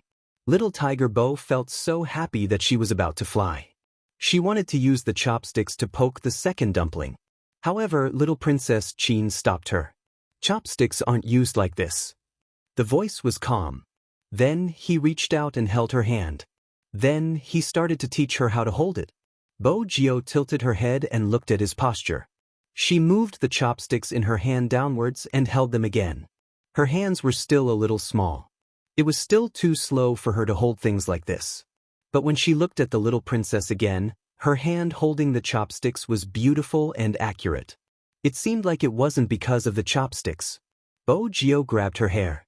She was a little annoyed. "I'm too stupid." Although Qin Emo kept calling a certain little tiger stupid, it didn't mean that he would let the little tiger he planned to raise feel inferior to others. Moreover, the little tiger was used to living abroad. It was understandable that she couldn't hold the chopsticks well. He had never raised a child before, but he knew that children had pride. With this thought, he raised his head and said to the golden-haired butler, "Try taking the chopsticks." The young golden-haired butler was a little confused when he heard this request. He didn't know what his young master's intention was at all. But as a qualified butler, he had to complete his master's request. Even though he was a foreigner, he had never used something like chopsticks before. But he had read about it many times in novels. He had always admired the Chinese for being able to use two small pieces of wood as cutlery to eat. The experts in the novels could even use one of the chopsticks to kill people. The young butler believed that as long as he learned slowly, he would be able to do it one day. Hence, when Qin Emo said this, the young butler was very willing to try. With great respect, he picked up the pair of serving chopsticks on the dining table and aimed it at the steaming soup dumplings. The first time, it didn't come up. The second time, it slipped. The third time, he recalled what his young master had said when he was teaching Miss Jio. He didn't use enough strength and one of the chopsticks actually fell. His face was full of question marks. Was it so difficult? The young butler's expression was so rich that he could make an emoticon. As you can see, some adults don't even know how to use chopsticks. It's normal that you can't use them well. At least you can pick things up. Bo Jio was elated. She shook her little tiger tail and nodded. Seeing this, Chi Nemo thought for a moment and brought the soup dumpling he had picked up to the little tiger's mouth. Since it was all his, he naturally had to be responsible for feeding it. Although he wasn't used to it, he would take it slow. Fortunately, this little tiger was smarter than ordinary people. She would definitely be able to learn how to hold chopsticks quickly. The young butler, who had not finished practicing, was speechless. He felt the deep malice of this world, all because of the chopsticks, the utensils that tested the foreigners. But, young master, don't you think you're being too nice to Miss Gio? Are you going to raise Mr. Bo's child? If Chairman In knew about this, he would definitely be shocked. The young blonde butler had a lot to say to his boss. He was in charge of the young master's daily life. Chairman In had said that if there was even the slightest change in the young master, he had to call him to let him know. It was obvious that he was helping someone raise a child.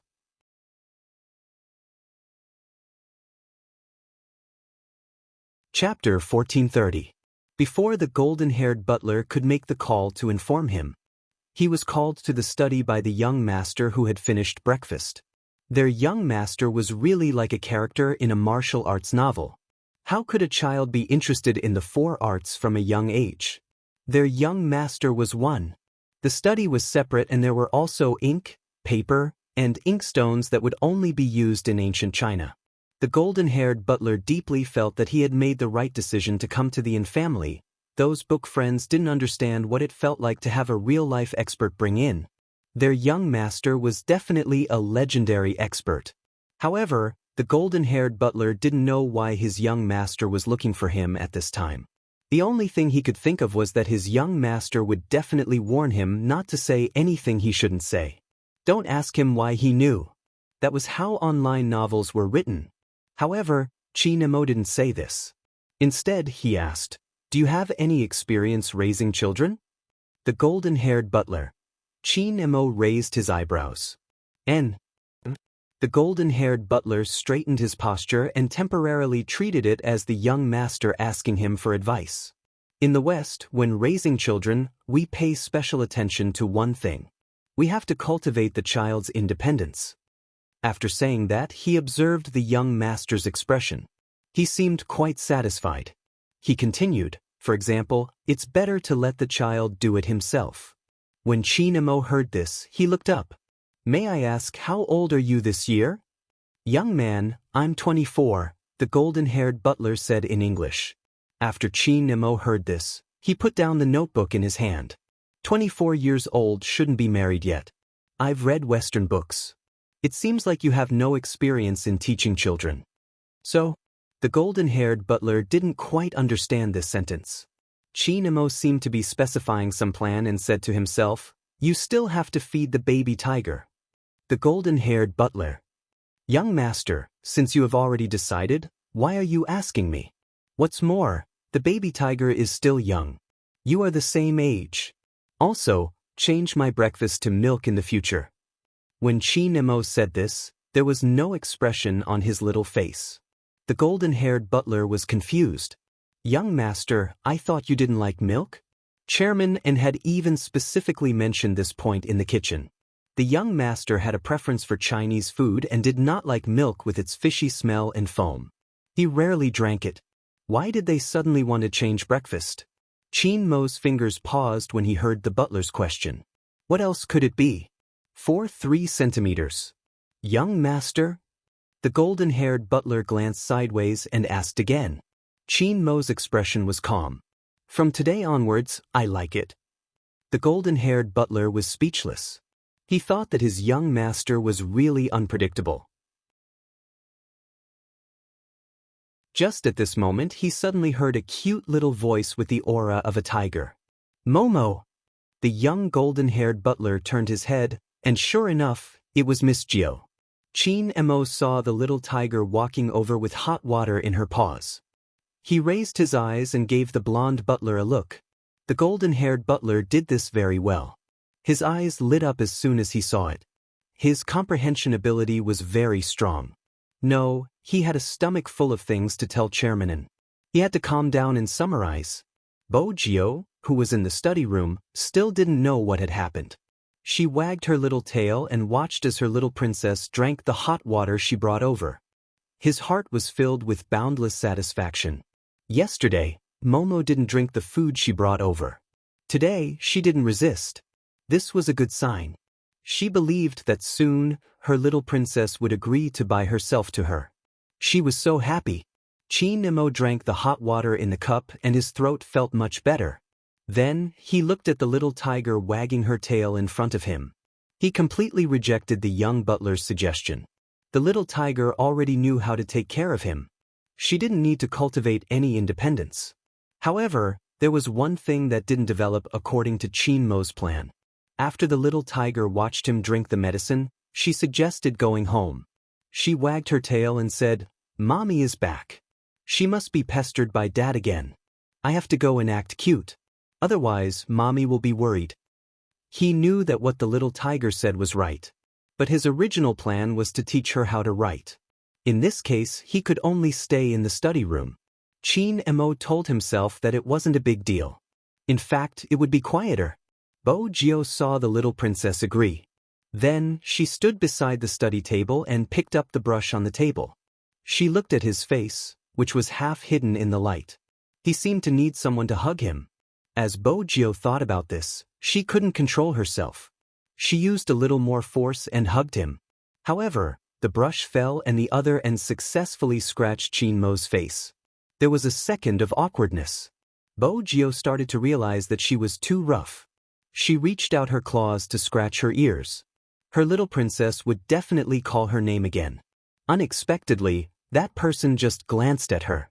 Then, he took out a piece of paper and wiped his dirty face. The more he did this, the more little tiger Bo felt guilty and flustered. Chin-mo was clear about one thing. Naturally, he had to treat her differently if she was raised by him or not.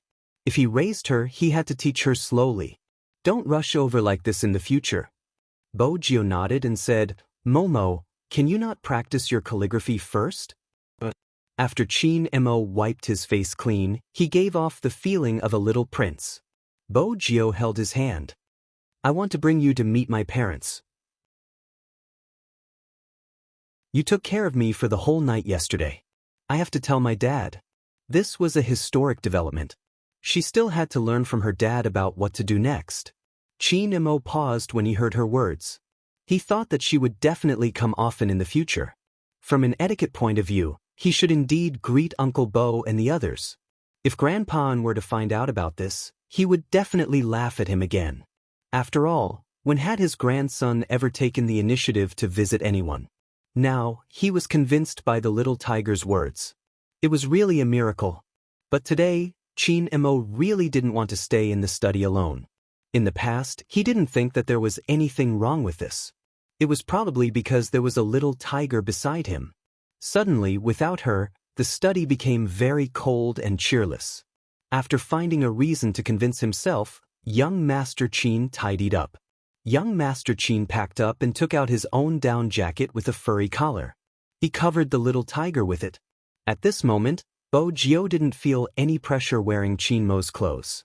Instead, it made her little face look even better. The two of them were wearing the same brand of jacket. Young Master Chin had a taste in clothes since he was young. It was probably because of movie Queen Anne's influence. Now, the two of them were wearing the same series of down jackets and stepping on the white snow. No matter how one looked at them, they gave off the feeling that they were carved out of jade. Bo-jio was very happy because the little princess let her hold his hand and walk away. But there was one bad thing. For some reason, every time the little princess looked at her shoulder, his gaze would change. As for this point, the golden-haired butler, who stood at the door and sent the two children away, must have discovered the secret of why the little young master set the standard for breakfast to be milk. The little young master must be concerned about the problem of height. From the looks of it, the little young master was indeed shorter than Miss Jio. After the golden-haired butler caught this information, he called his boss. After old master heard about this, he smiled so much that there were more wrinkles at the corner of his eyes. His grandson also had this kind of moment. Was he starting to drink milk because of his height problem? When old master smiled, he rejoiced again that he had brought his grandson here. No, It should be said that being able to meet the little tiger of the Bo family was the most important thing. On the other side, this was the first time little Bo Gio brought someone home as a guest. Her father hid too many little secrets and it wasn't convenient for others to see them.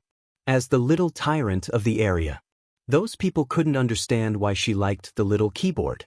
To those who didn't understand her, naturally, Bo Gio wouldn't bring it home. Momo was different.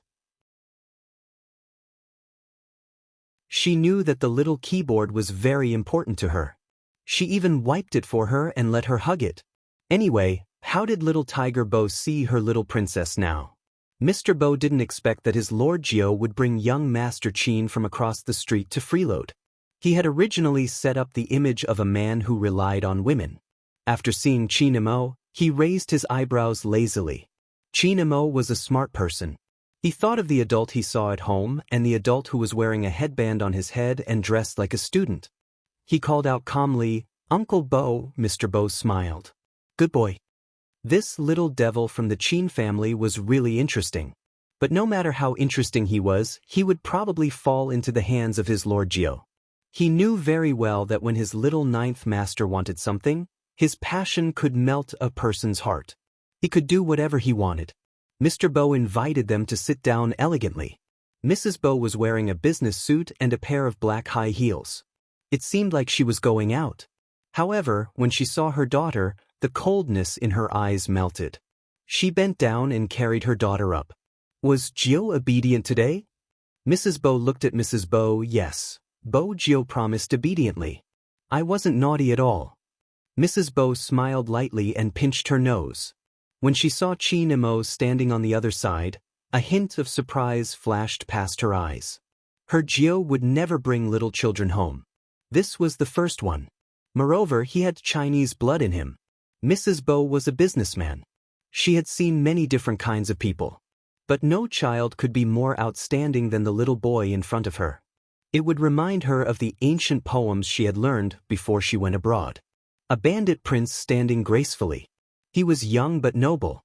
Where did her Gio get to know such a little friend? Bo Gio noticed her mother's gaze. She turned her tiger eyes and came out of her arms. She ran to Chinamo and held his hand. Mom, this is Momo. Yesterday, he took care of me for the whole night and even fed me medicine. Mrs. Bo knew that her Gio never praised people easily. The father and daughter were always indolent to everyone. They rarely took a liking to anyone. Now, the look in her daughter's eyes wasn't as simple as this boy taking care of her. Mrs. Bo wanted to say something, but she saw the boy make a movement. It was a very small movement.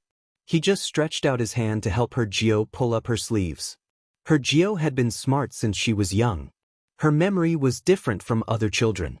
Mrs. Bo wasn't at home. Sometimes, she wondered if this kind of memory was imperceptibly influenced by others. This was both a good and bad thing for children. If their intelligence was high, they might not be able to make friends during their childhood. She was always worried that no one would take care of her Gio. Now, it seemed that she didn't have to worry so much. Among her peers, there were people who could understand her Gio.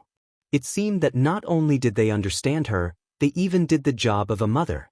Thank you, little Prince Mo, for taking care of my Gio. Mrs. Bo bent down and touched Chinmo's head gently. You haven't eaten lunch, right? I'll make something for you and Gio later. Chinmo didn't say anything. Mr. Bo opened his mouth. Don't you have a meeting to rush to? As expected, you are just coaxing me. Mrs. Bo glanced at him. What she meant was that there was a child around and he, the older child, should wait for a while. Mr. Bo placed his hand behind his back. It seems like I'm going to fall out of favor. It was just 2 sentences. Chinmo knew what kind of situation this family was in. It was completely different from his family. His mother was taken care of by his father. He took care of everything and was very gentle and considerate. It didn't seem like she was in the army at all. But the dignity of the family was still there. And his mother was always controlled by his father. On the other hand, Uncle Bo was very unscrupulous when he lived off a woman. Auntie Bo was basically in charge of coaxing the 2 children. One was the little tiger and the other was Uncle Bo. Chinmo thought that he might be able to help Auntie Bo. Before the meal started, he naturally brought the little tiger to the side, leaving more space for Uncle Bo to live off a woman. This was also the reason why the latter found this kid more and more pleasing to the eye. Not bad, he was quite smart. Mr. Bo thought about it and took up more of his wife's time. She used her actions to tell his CEO that she didn't need to care about the two children. The one who needed to be cared about was him, the older child. That was indeed the case. Little Tiger Bo's attention wasn't on her mother anymore. Instead, she really wanted to introduce her things to her little princess. This wasn't because of her father. She wanted to be closer to her little princess. When Chin Mo followed the little tiger into the room, he realized that this room was different from the other children's rooms. It wasn't because of the decorations. It was because it was impossible to put 3 computers in a child's room. Moreover, every computer was the latest model. Not to mention the computer programming books scattered on the floor. Although they were very simple, Chin Mo's English had always been good.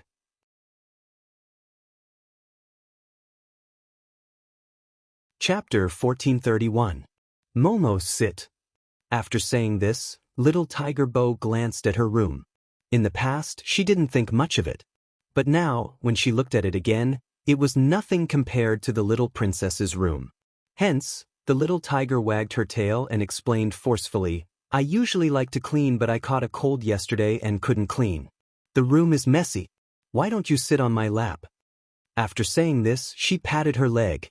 Chin Mo didn't care about her. He walked over and picked up one of the bag of chips. His face was cold. This shouldn't be from yesterday.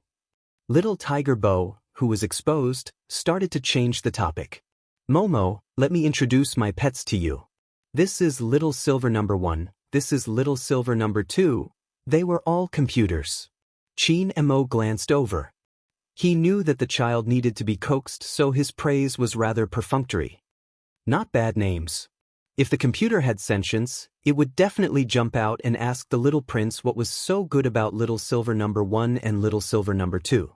On the other hand, Little Tiger Bo was delighted that her taste was approved. "I haven't completed my mission today. Momo, wait at the side. I'll be done soon." Ever since she was young, Bo Jio rarely trusted anyone. It was probably like what Madame Bo said. This child took after her father. She might look lazy, but in reality, it was hard to get close to her. But in front of Chin Mo, Bo Jio seemed to be completely open. She didn't know why. It was probably because she met someone who lived a completely different lifestyle from her. Or maybe it was because no matter what she saw, little Princess Chin would be the same as before. Even in such a situation, he would only roll up her sleeves. Bo Jio felt that meeting the little princess was a blessing she had accumulated in her previous life. Of course, she had to treat her future pet with sincerity. Her dad had said that humans could disguise themselves in different ways. But when she met someone she truly liked, she had to listen to him and give in to him with her heart. Little Bo Jio felt that she was a domineering Su. Of course, she had to show this through her actions. She had to spoil the little princess. Now, she had to let the little princess know that she was busy occasionally and couldn't always accompany him. This way, the little princess would be sensible and wouldn't have a psychological gap. When little Tiger Bo thought about this, she felt that she was too smart. She wagged her tail and smiled. Chin Mo watched from the side as she bent over to connect the keyboard. Her tiger paws typed slowly on the keyboard. Her white and tender paws were a little small. However, the speed was very fast, and the code that he typed was something that no one could understand. That kind of scene would usually only appear in a comic. After all, the person typing on the keyboard was too young. Before he had met this little tiger, Chin Mo had thought that in terms of intelligence, he was one of the few people his age. Now that he saw the little tiger typing on the keyboard, the word genius naturally appeared in his mind. The little tiger he wanted to raise was a genius. From the looks of it, he had to pay extra attention to his diet and nutrition. Young Master Chin was indeed young Master Chin. Seeing such a thing, the first thing he thought of was how to raise people well. This time she was fast. What a joke! The little princess was still waiting at the side. She had to show off her boyfriend power when she was doing her mission seriously. The little tiger buried her head in her computer program and didn't notice that Chin-mo was looking at her as though she was a pet. He was probably too engrossed in deciphering some things. When the little tiger came back to her senses, she realized that half an hour had passed. Oh no! She had forgotten that the little princess was at the side. Would the little princess feel that she had neglected him? Little Bojo thought about this and sat up with a roll. But when she turned around, her round tiger eyes were wide open. Her room seemed to have become a lot tidier. Then she looked at Chin-mo, who had placed her code book at the side. In an instant, there was only surprise left on little Bojo's face. She couldn't control herself and pounced on the cold-looking boy. Wasn't that enough? She even rubbed her little tiger face against him. Momo, why are you so virtuous? I'll marry you in the future, okay? Chin-mo wasn't willing to be pounced on like this because the more she did, the more he could feel the difference in height between them. But a certain little tiger didn't know how to restrain herself. And what did she mean by marrying him in the future? Little Bojo, virtuous is used to describe a girl. When Chin-mo said this, his tone was a little gritted. Little Bojo didn't get it at all. She looked up with bright eyes and her tiger ears perked up. But you're so capable. You're virtuous. After she finished speaking, she lowered her eyes and kissed him naturally. I'll give you a kiss as a compliment. Instantly, Chin-mo's fingers froze. Even the words he wanted to say were blocked by the word chirp. The place that was kissed felt hot again and again. Coupled with her soft face, it was as if a feather had gently brushed against the bottom of her heart. There was an indescribable itch, and there was also the milky fragrance of candy. It was hard for people not to pay attention to it. Chin-mo pushed the little tiger away and tilted his head. Bojo wasn't sad at all after being pushed away. She patted her little tiger's sleepy head and smiled at the boy whose ears were gradually turning red. This was the bad thing about her little princess. She was too shy. In comparison, she seemed like a little gangster. But she could still understand her little princess's heart. He must be thinking that if he performed well, he would get a kiss. He would definitely perform better in the future. Fortunately, young Master Chin didn't have any achievements in psychology. If not, he would definitely take a deep breath after knowing the little tiger's inner thoughts. Bojo was elated for a while. Then, she said seriously, Momo, even if you're not virtuous, I will still kiss you. Chin-mo only gave her one word. Heh. The cold and aloof little prince. Bojo understood that he was being arrogant. It wouldn't affect her performance. Chin-mo looked at the little tiger in front of him and narrowed his eyes. He realized that a certain someone didn't understand the difference between men and women. Also, it wasn't good to kiss whoever she liked. After all, there was still the little red hair called William. With this thought, Chin-mo turned his face and pinched the little tiger's ears. He realized that he wasn't as smooth as he had thought when he was doing this. When they stood together, he was a little shorter than her. This caused Chin-mo's voice to be much colder when he spoke. In the future, don't kiss anyone you see. You shouldn't use this method to express your love. Bojo tilted her head. Don't use this method? What should I use? I usually give them a hand gift. A hand gift is for a boy to a girl. Besides, there isn't a hand gift in China. Did she want to kiss anyone she saw? Bojo blinked. But we aren't in China now. Don't you have basic manners? Do you usually attend banquets? Chin-mo interrupted the little tiger. Bojo shook her head. I don't. Do you follow Grandpa to socialize like me? Chin-mo asked again. Bojo continued to shake her head.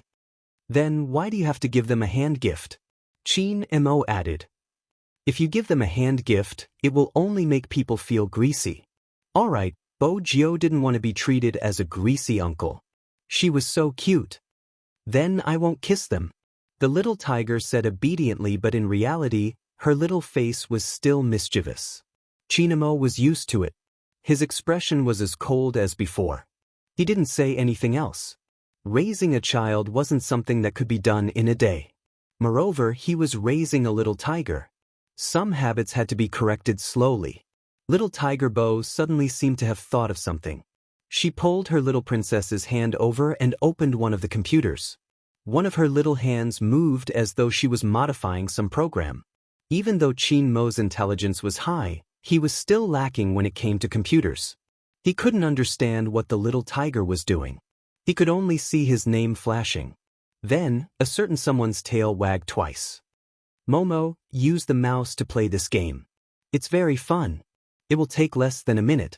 Even though Qin Mo didn't understand the code, he knew that this was a simple little game that the little tiger had made herself. Is this the mission you were talking about? Bojio replied. My dad gave it to me. If I don't do it well, I will eat his instant noodles. I would rather die than eat his noodles. It could be seen how dark Mr. Bo's cooking skills were. Qin Mo wasn't someone who liked to talk about his elders. But little Tiger Bo was. It wasn't easy for her to find someone to complain to. Little Tiger Bo counted her fingers and started to criticize her dad's various shortcomings. He always plays rock, paper, scissors with me. In order to get more love from my mom, he even says that he cooked the noodles because the noodles he cooked can't be eaten. Last time, he added squid in the noodles. The squid was too disgusting and he didn't cook it well. He said that he should cherish his food and brought a pot out to feed the kitten. In the end, even the kitten didn't want to eat the food he cooked. Yet, he likes to show off his cooking skills. Speaking up to this point, the little tiger wagged her tail again. She looked at her little princess seriously and said, Momo, later, if my dad takes something for you to eat and says that he cooked it for my mom, you mustn't eat it. It's poisonous. Qin Mo agreed casually. In his heart, he was thinking about what the little tiger usually ate if that was the case. However, he was already prepared for this. After all, the memory of her and Uncle Bo going to their house to freeload food was still fresh in his mind. Little Tiger Bo didn't know that her plan to pretend to be obedient that day had been exposed. She used her small hand to poke the screen and told Qin Mo, Momo, you can move the mouse now. Qin Mo didn't have any feelings towards games. But no matter what, he was still a boy. He found it interesting. He pressed the button with his right hand and the little zombie on the screen jumped forward. The simplicity of the program meant that it was easy to operate. There wasn't any difficulty. At first, he thought that he would just have to jump out of the small wooden coffin and get the blood fruit. To Qin Mo, this wasn't a challenge at all.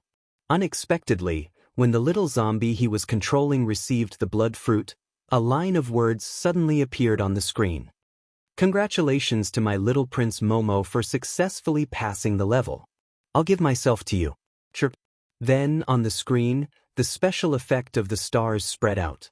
Every star had the word Momo written on it. Qin Mo's fingers paused. He seemed to be able to see the broken stars reflected in his eyes.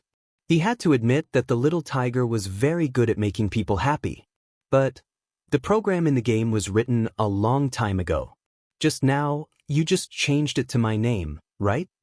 When Bojio heard this, her eyes widened. Momo, you're so smart.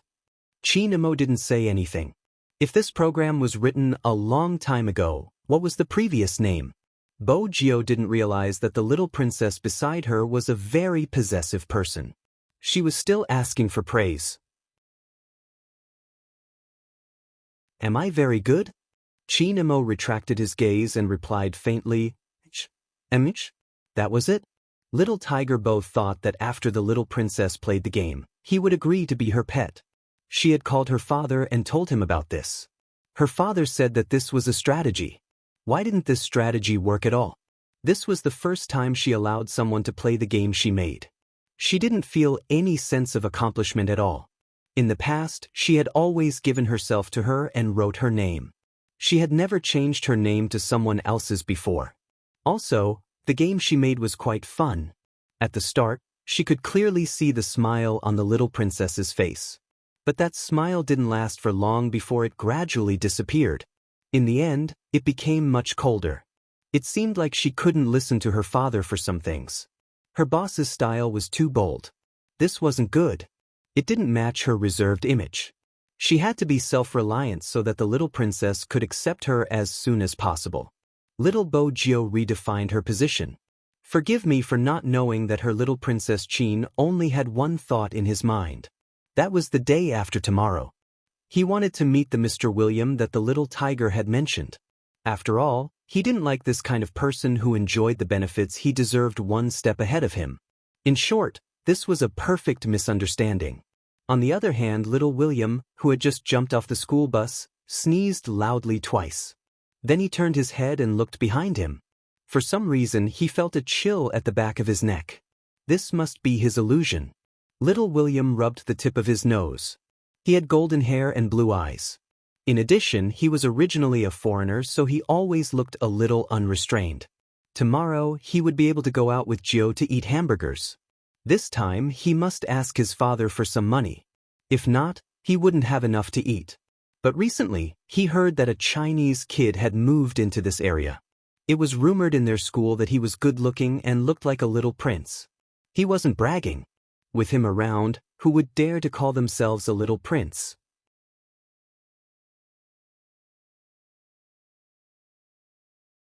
Chapter 1432.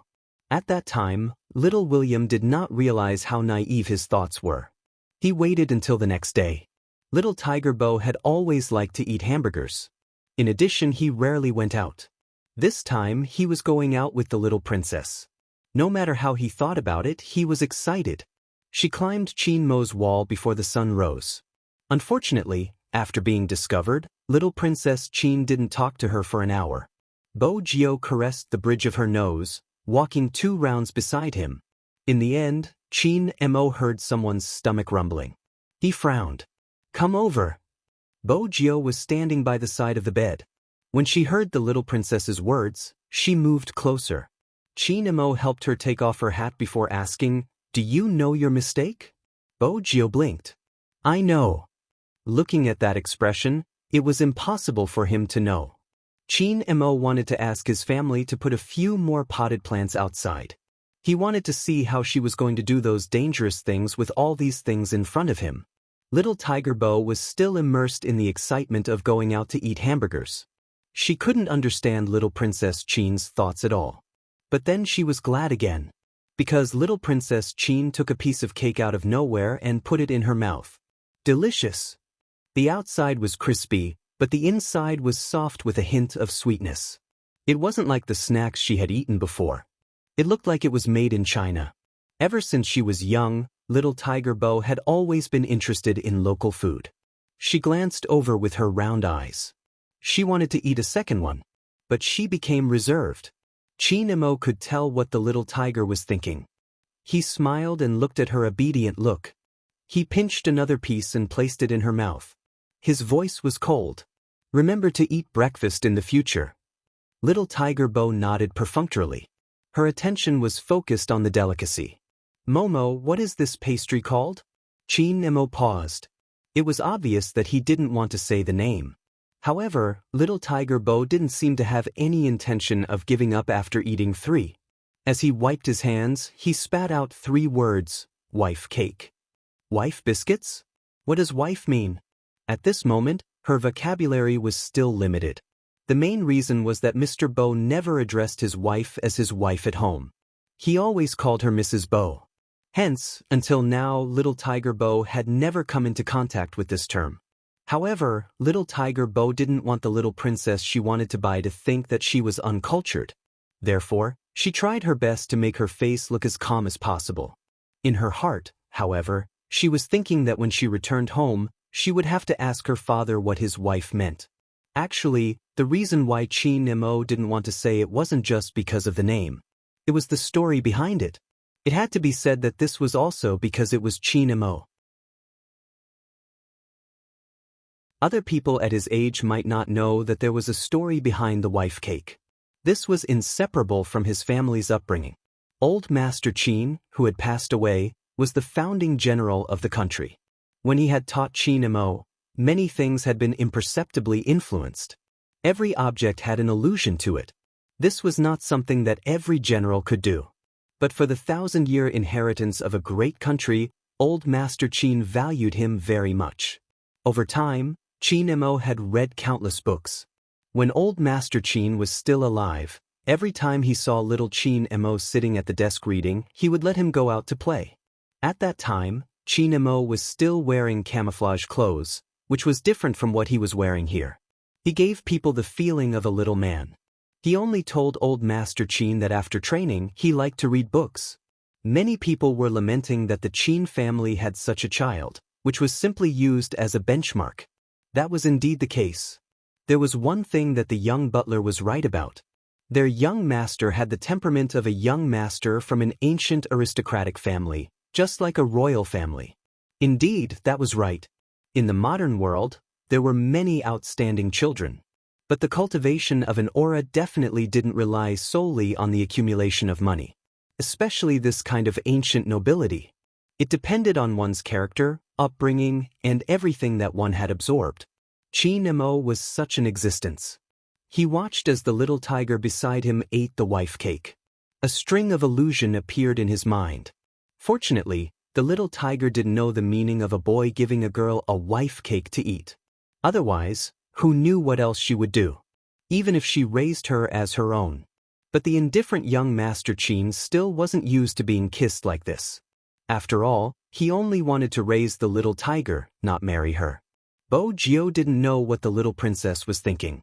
The wife cake was too delicious and the black tea that the little princess fed her.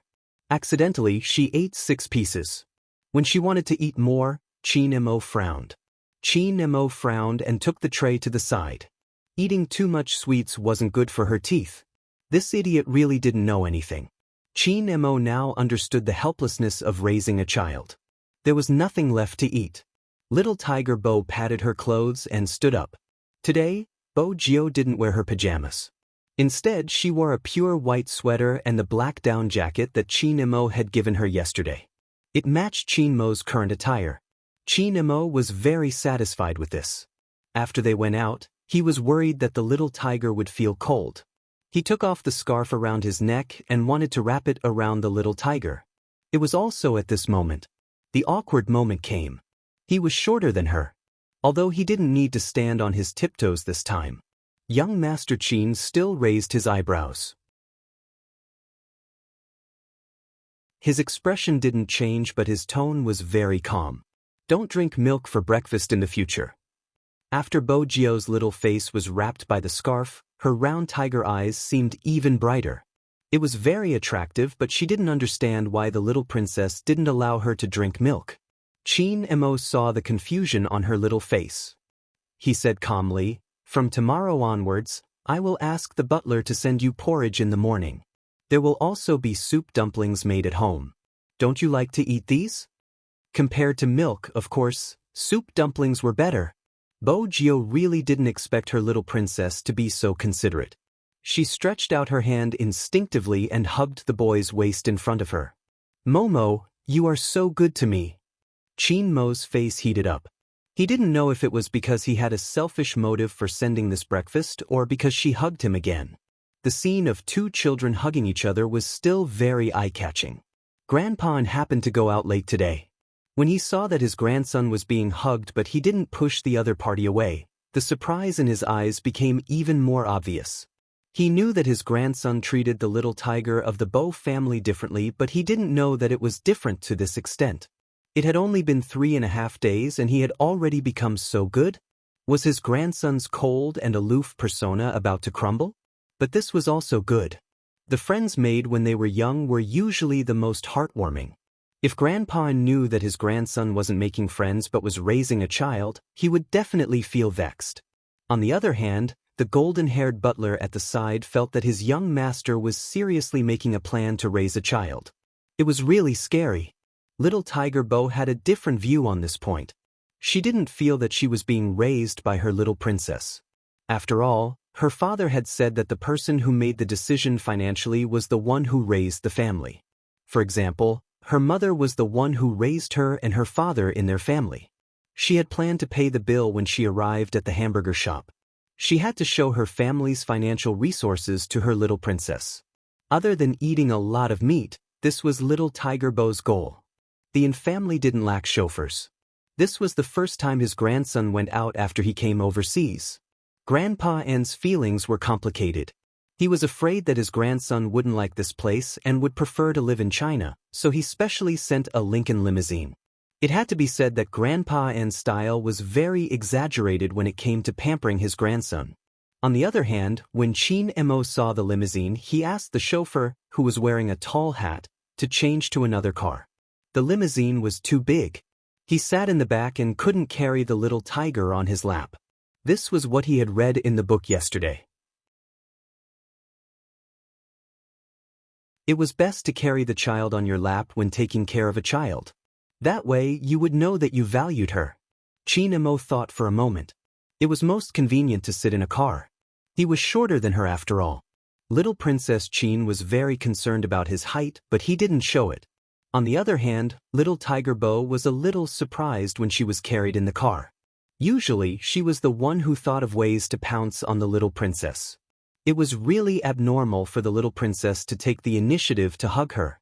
Was the little princess not shy anymore? Bo Jio tilted her head and studied Chin Mo's expression. She could only see the coldness on his face. She couldn't see anything else. At the start, Chin Mo felt a little uncomfortable. After all, he had never hugged anyone before. After driving for 3 minutes, he got used to the milky fragrance on the little tiger's body. Bo Jio opened her eyes wide. She sat in his arms and looked left and right through the car window. Every time she passed a street, she would introduce it to Chin Mo. Momo, you must go and play here. My dad brought me here and it's very fun. Momo, there is a river on your side and across the river is my dad's school. In the past, before you came here, I would always go there to play alone. My dad is still a postgraduate student. Can you believe that a person like my dad is also a postgraduate student? My dad is too dissolute. I have to help my mom keep an eye on him. There was a period of time when I went to spy on him every day. In the end, that guy only knew how to sleep. He even placed me under his desk and made me sleep there. But when the bearded Professor Robert teaches, it is really easy for people to fall asleep. Anyway, it's not easy to describe. The scenery outside was very good. In addition, the baby's voice was soft and cute. Everything seemed to have entered a European-style painting. Everyone who lived abroad knew this. Due to the environment, the streets here were very clean. In addition, it had just snowed. There was also a sweet fragrance in the air. When they passed by the square, there was even a flock of white pigeons flying past. The people walking on the street liked to hold a cup of coffee in their hands. The European-style buildings rose from the ground. Most of them had clear colors. This was probably the charm of this city. But Chin Mo didn't look at the scenery. Instead, all his attention was on the little tiger in his arms. Other than rolling up her sleeves. From her words, he came to a conclusion. The little tiger he was going to raise seemed to have a good memory. Not all children could remember the way. Even adults would get lost. Take his mother for example. She would never be able to tell north from south. But for the little tiger, not only could she tell the direction, but she could also remember the appearance and direction of each street, as well as what was there. This was no longer about the sense of direction. It was about memory. Chin Mo raised his eyebrows. He had to admit that the more he interacted with the little tiger, the more he felt that his superpower was nothing. Because there was someone here who was similar to him. She seemed to want to confirm something. Chin Mo pulled out a book from the back of the chair in front of him. It was a book that his grandfather often read. It was an English version about business. This shouldn't be a problem for the little tiger. He flipped to a page. Little Bo Jio. Little Tiger Bo was still mischievous. She was thinking about how to kiss the little princess without being noticed. What's written here? Chin Mo pointed at one of the paragraphs. Bo Jio lowered her eyes. Her eyelashes were long as she read a paragraph. After Chin Mo finished listening, he closed the book. Little Tiger Bo realized something. Was the little princess asking her a question just now? It was really too cute. She wouldn't laugh at the little princess's poor English. After all, she had just started to learn the Chinese characters seriously. Just as she was about to give the little princess a kiss to comfort him, the little princess spoke again. The little princess spoke again. How much do you remember about the part that I just read? Little Tiger Bo thought to herself. He was asking her for a question again. He was really arrogant and cute. He angrily repeated what he had just said. She was waiting for the little princess to look at her with admiration. However, there was nothing. Chinamo just placed the book down and smiled. As expected, it's just as I thought. This little tiger was the same as him. She had a photographic memory. Of course, memory could be developed later on. She just needed a little bit of talent and a memory bank. It wasn't impossible. Anyone who had watched The Strongest Brain would know. Every object and place has a connection to it. As long as you remembered these connections, remembering things would be very easy. That was because it would form a small three-dimensional map in your mind. This kind of map could only be perceived by yourself. In the past, when he displayed this ability, others would be shocked. They should really come and see the little tiger he was raising. In this aspect, she seemed to be stronger. Bo Jio's ears perked up as she looked at the smile. She felt that the smile was too beautiful. It was like the snow that had just melted outside. Did the little princess want her to kiss him when he smiled like that? No, she had to restrain herself today. She still had to eat later. If she paid for the kiss in advance today, she would be too happy after eating, but the little princess wouldn't let her kiss him. That would be too sad. Just as little Tiger Bo was thinking about this, they had reached their destination. The black low-profile car stopped by the roadside. It was a plaza with an amusement park.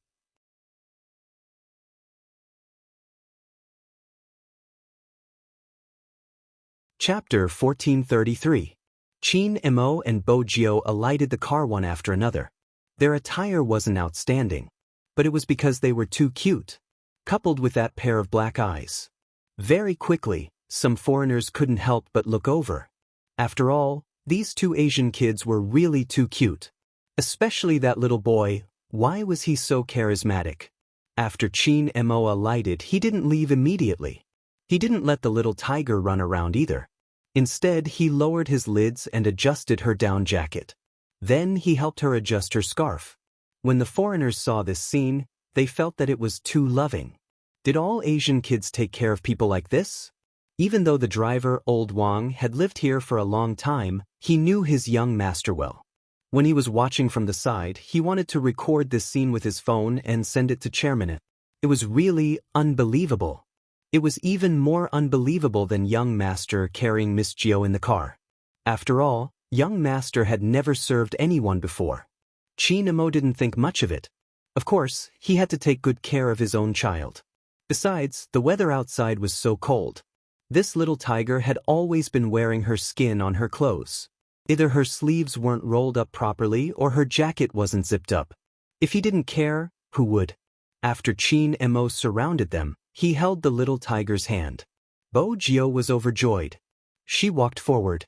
If she was wearing her little tiger pajamas, she would definitely be wagging her tail.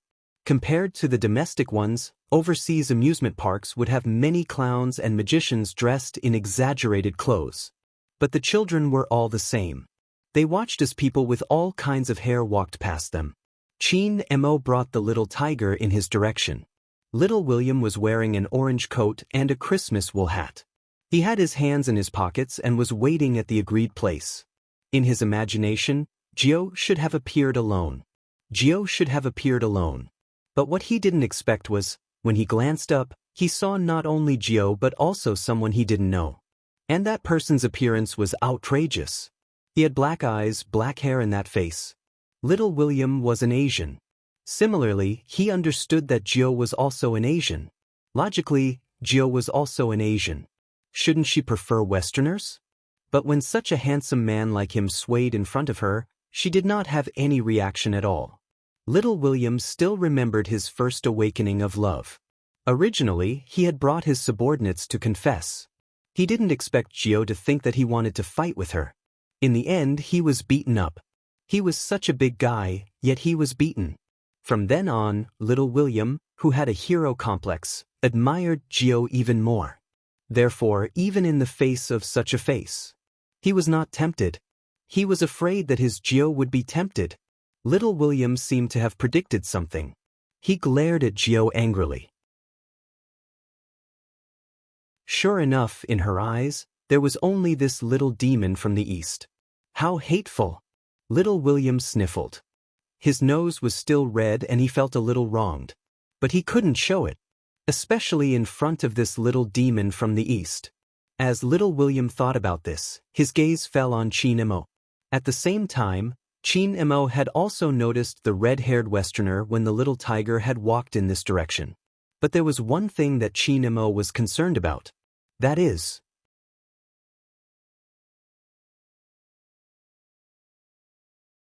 Chapter 1434. In terms of bone structure, Westerners were naturally bigger than Easterners. When they were young, they had an advantage in terms of height. Hence, after realizing this problem, young Master Chin's beautiful peach blossom eyes couldn't help but narrow. Little William noticed this too. Hence, when he lowered his lids to look at the little vixen from the east, he was exceptionally arrogant. But honestly speaking, Little William wasn't young Master Chin's opponent at his level. It could be said that among the children of the same age, there were very few who were smarter than young Master Chin. Chin Emo just swept him a glance and didn't say anything. It was as though he didn't see this person, even though the other party was taller than him. It didn't break the nobility on young Master Chin's face. Just one action from young Master Chin would make Little William envious. That action wasn't anything special. He just smiled at the little tiger. Then, naturally, little Tiger Bo hugged his waist. "Momo, you must be hungry. Let's go in and eat." As she spoke, Bo Gio introduced him politely. "This is Little William. Little William, this is Momo, my little prince." She had hugged him. She even used the words "my little prince." Little William felt so wrong that he wanted to cry. This wasn't the date he had imagined. However, he couldn't lose just like that. Right now, Gio was bewitched by the other party's beauty. Soon she would find out that his style was more manly. The other party was shorter than him by a head. He didn't need to be so passive. After making up his mind, Little William blew at his red hair. He wanted to show the little vixen how powerful he was. Hence, he reached out his hand and said in a very local manner, "Hey brother, welcome." Chin Emo saw through his intentions. He smiled and wanted to reach out his hand to give the other party a return gift. Unexpectedly, little Tiger Bo, who was standing beside him, was one step faster than him. She stood in front of him and then narrowed her tiger eyes. "William, what are you doing?"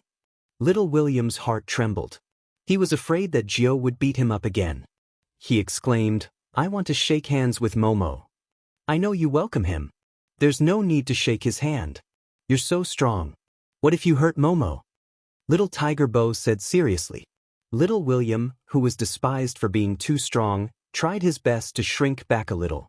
Never in his wildest dreams would he have imagined that Gio actually liked the weak type. Then what was the point of him practicing hitting the ball every day? None of them could compare to his face. And is he a doll? How could someone get hurt when they held hands? Although he did intend to teach the other party a lesson. But saying it like that was too hurtful, old friend. We are all children, but why is there such a big difference in the way we are treated? Little William's expression was extremely colorful. Chin Emo looked at the little tiger in front of him, and the smile on his face deepened. When Little William saw that smile, he almost attacked. After all, he was young and vigorous. Oh no, he had the spirit of a hero. When this little Eastern demon was laughing just now, he even raised his eyebrows in his direction. That was a blatant provocation. Unfortunately, Gio didn't let him shake hands, and he didn't dare to shake hands. It seemed that he could only find time to teach this little demon from the East a lesson in the future. He would go to school anyway.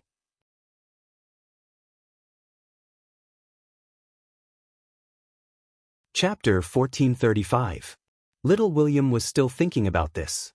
He didn't expect the other party to send himself to him.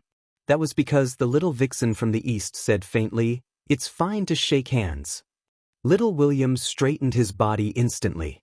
His red hair moved and his entire body emitted an aura that seemed to be saying, "Since you walked right into my trap, I'll teach you a lesson now." Chin Emo was wearing a black down jacket and a pure white scarf that was wrapped around his neck. It was as black as ink. He stretched his hand out. Little William smiled. He thought that he was very devilish and unruly. His hair was still red. The moment his fingers touched, little William used a lot of strength. He was waiting for this person to kneel down and beg for mercy. Wait a minute. This didn't seem right. Little William's eyes widened because of the pain from his fingers. A child couldn't hide his emotions and his face was filled with astonishment.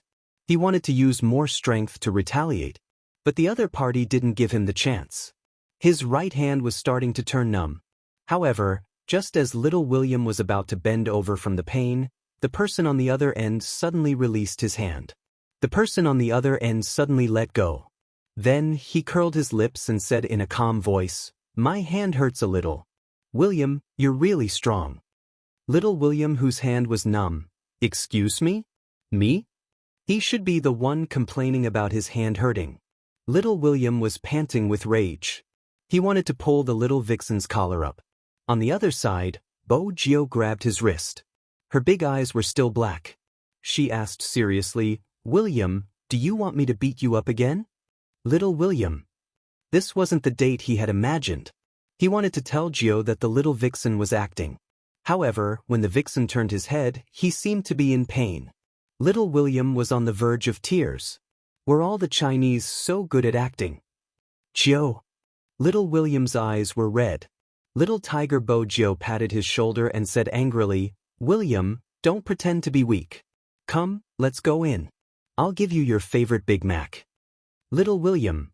Why was he pretending to be weak when he cried? He was so angry. Wait a minute, when the little vixen glanced at his shoulder again, why was there a murderous look in his eyes? You're not going to pretend anymore? Little William took a deep breath and prepared to fight. He didn't expect the person standing in front of him to look a little lonely from his angle. His eyes were half closed as he shook his hand. If he wasn't the person involved, he would have thought that the other party was really injured. But he knew that the other party wasn't injured. He really wanted to say something. Unfortunately, Gio had already moved. "Momo, are you okay?" Chinemo seemed to be in low spirits. He seemed to be in pain. "It won't affect the hamburger." Little William wanted to say, "Don't you have a conscience?" It didn't affect him in the first place. It would be strange if it did. Don't think I can't see through your tricks. You're just trying to confuse people. Little William turned his head helplessly. As expected, he saw Gio's distressed face. He watched helplessly as Gio pulled the little vixen's hand up and placed it by her lips.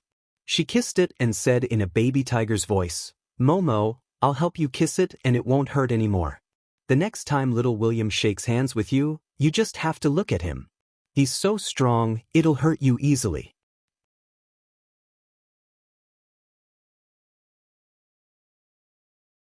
Chapter 1436. What did he mean by just taking a glance at him? "Gio, when you hit me in the past, you had to bow to me first. Why did you disappear after seeing this little vixen?" Sob, sob, sob. Little William's sadness had already flowed like a river. But in front of his love rival, he couldn't be weak. At that time, little William didn't understand what kind of opponent he had met. He could only say that the child was too young. He was still looking at Chinemo from the corner of his eyes. Chinmo's face was as elegant as before. But when Bo Gio lowered her eyes, he looked up and looked towards little William. His gaze was so cold that even the big guy, little William, felt a chill down his spine. Where did Gio bring such a person from? He looked like a devil. She seemed to have heard little William's inner cry for help. A clear English voice came from the other side. "Chin? Why are you here?" "Chin?" Little Tiger Bo was the first to react. Her round tiger eyes looked towards the direction of the voice. There were 3 little girls wearing puffy skirts and furry jackets standing there. The person who spoke was Angelia. She had blue eyes and golden hair. When the sunlight shone on her, it seemed as though there was a layer of halo. This made little Tiger Bo, who had always been obsessed with beauty, take a few more glances. She turned her head and said, "Momo, is this your new friend? She looks so pretty." Chin Mo knew a certain someone's preferences. When she saw someone beautiful, her pair of tiger eyes would definitely light up. But a certain someone's preferences. It was time to change it. Chin Mo turned his body and discreetly let a certain little tiger stay behind him. At this moment, Angelia and the other two little girls walked over. They were still holding the ice cream cone that they had just bought. "Chin, are you here to play too?" When Angelia ate the ice cream, her blue eyes were very attractive. However, after studying it, little Tiger Bo realized that it wasn't as pretty as her little princess. Her little princess's eyes looked black, but under the sunlight, one could see that they were glowing with amber. There was no comparison at all. Chinamo didn't know what Bojio was thinking about. He just looked at the little tiger in front of him. Her tiger eyes kept moving around other people's bodies. He frowned slightly. Then, he reached out and put on the hood of the little tiger jacket. He looked up at Angelia and said in a calm voice, "Okay." After the banquet, Angelia was used to William's lack of words. She turned her head and said in surprise, "William, you know Chin? When we were in school, didn't you say that you didn't know there were Asians moving in?" When William heard this, the expression on his face became even more indescribable. After all, he had just found out that this demon was the Asian who had just moved here, the one who called himself the Little Prince.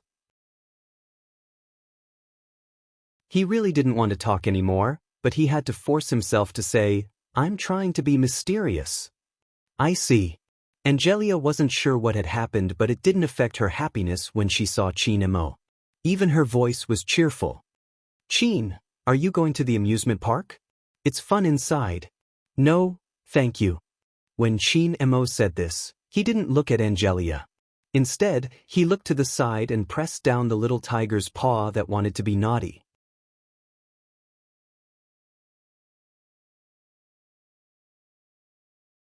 Chapter 1437. She shouldn't be able to see him. Besides him, who else did she want to see? Should he acknowledge another little princess? When Chin-Emo thought of this, he pressed down on her wrist again so that she wouldn't have to pat someone's shoulder. "How about this? You won't be able to see him." Bojio stretched her hand forward as though she was measuring the distance. Chin-Emo held her hand. "I'll hold your hand. Don't shake the hat. The wind is strong and it will blow on your face." "Okay." Little Tiger Bo thought that her little princess was really considerate. She could even think of such a thing. William, who had seen everything from start to finish and knew what Chinamo was like, felt a surge of emotions surging through his heart. This guy did it on purpose. What did he treat Gio as? Was she his possession? He had to warn this devil. But he couldn't do it in front of Gio. The big guy, William, wasn't too stupid. Gio was definitely addicted to the beauty and wouldn't be able to see the truth clearly. He had to warn her behind her back. If he wanted to do so, he needed a good place. Hence, William took the initiative and said, "Hey, Angelia, there are many people at the amusement park now. Chin and I don't want to go now. Why don't you come to the shop with us to eat something?" "That's great." When Angelia said these words, her gaze hadn't left the little figure with the hat. Was she from the East too? She must be Chin's family. Otherwise, with Chin's personality, he wouldn't be so friendly to anyone. They were all kids, so they couldn't hide their expressions and words. "Chin, is this your sister?" "No." He didn't seem to be bothered to say another word, but he was so polite that no one could find any problems with his etiquette. This was Chin-Emo. Angelia was a little depressed. After all, she was still a kid. Her excitement just now was gone. But she still wanted to eat with Chin-Emo. Hence, the alliance of eating burgers became 6 from 3. Chin-Emo was the first to enter. But Bojio was the one who ordered the food. Little Tiger Bo was very persistent about this. After all, she hadn't forgotten that she wanted to show off her wealth this time. In this aspect, Chin-Emo didn't have any intention to compete. After today's incident, he understood something. No wonder Uncle Bo was like that at home. Sometimes, appearing weak wasn't necessarily a bad thing. After all, apart from discovering that a certain someone was a genius, Chin-Emo also realized that the little tiger he was raising had some misconceptions about his identity. Little Tiger Bo didn't think that she had made a mistake. After all, when she grew up, she would become a CEO just like her mother. It had to be said. Little Tiger Bo was quite cool when she was on her own. She was queuing up to order food. Her nose bridge was exquisite and straight. Her eyelashes were long and black. Many people were looking at her, but she didn't seem to notice. Qin Mo lifted the corner of his lips when he saw this. A certain little tiger always felt that this was beautiful and that was beautiful. He might as well go home and look at himself in the mirror. None of these people could compare to her. Even children can't be absolutely quiet while waiting for their meals. Qin Mo got up and went to the washroom. If William followed them, he would not attract any attention. He was right. They had to take advantage of this opportunity to act. Qin Mo had long noticed the person behind him, but he continued to wash his hands leisurely. After washing his hands, Qin Mo turned to leave.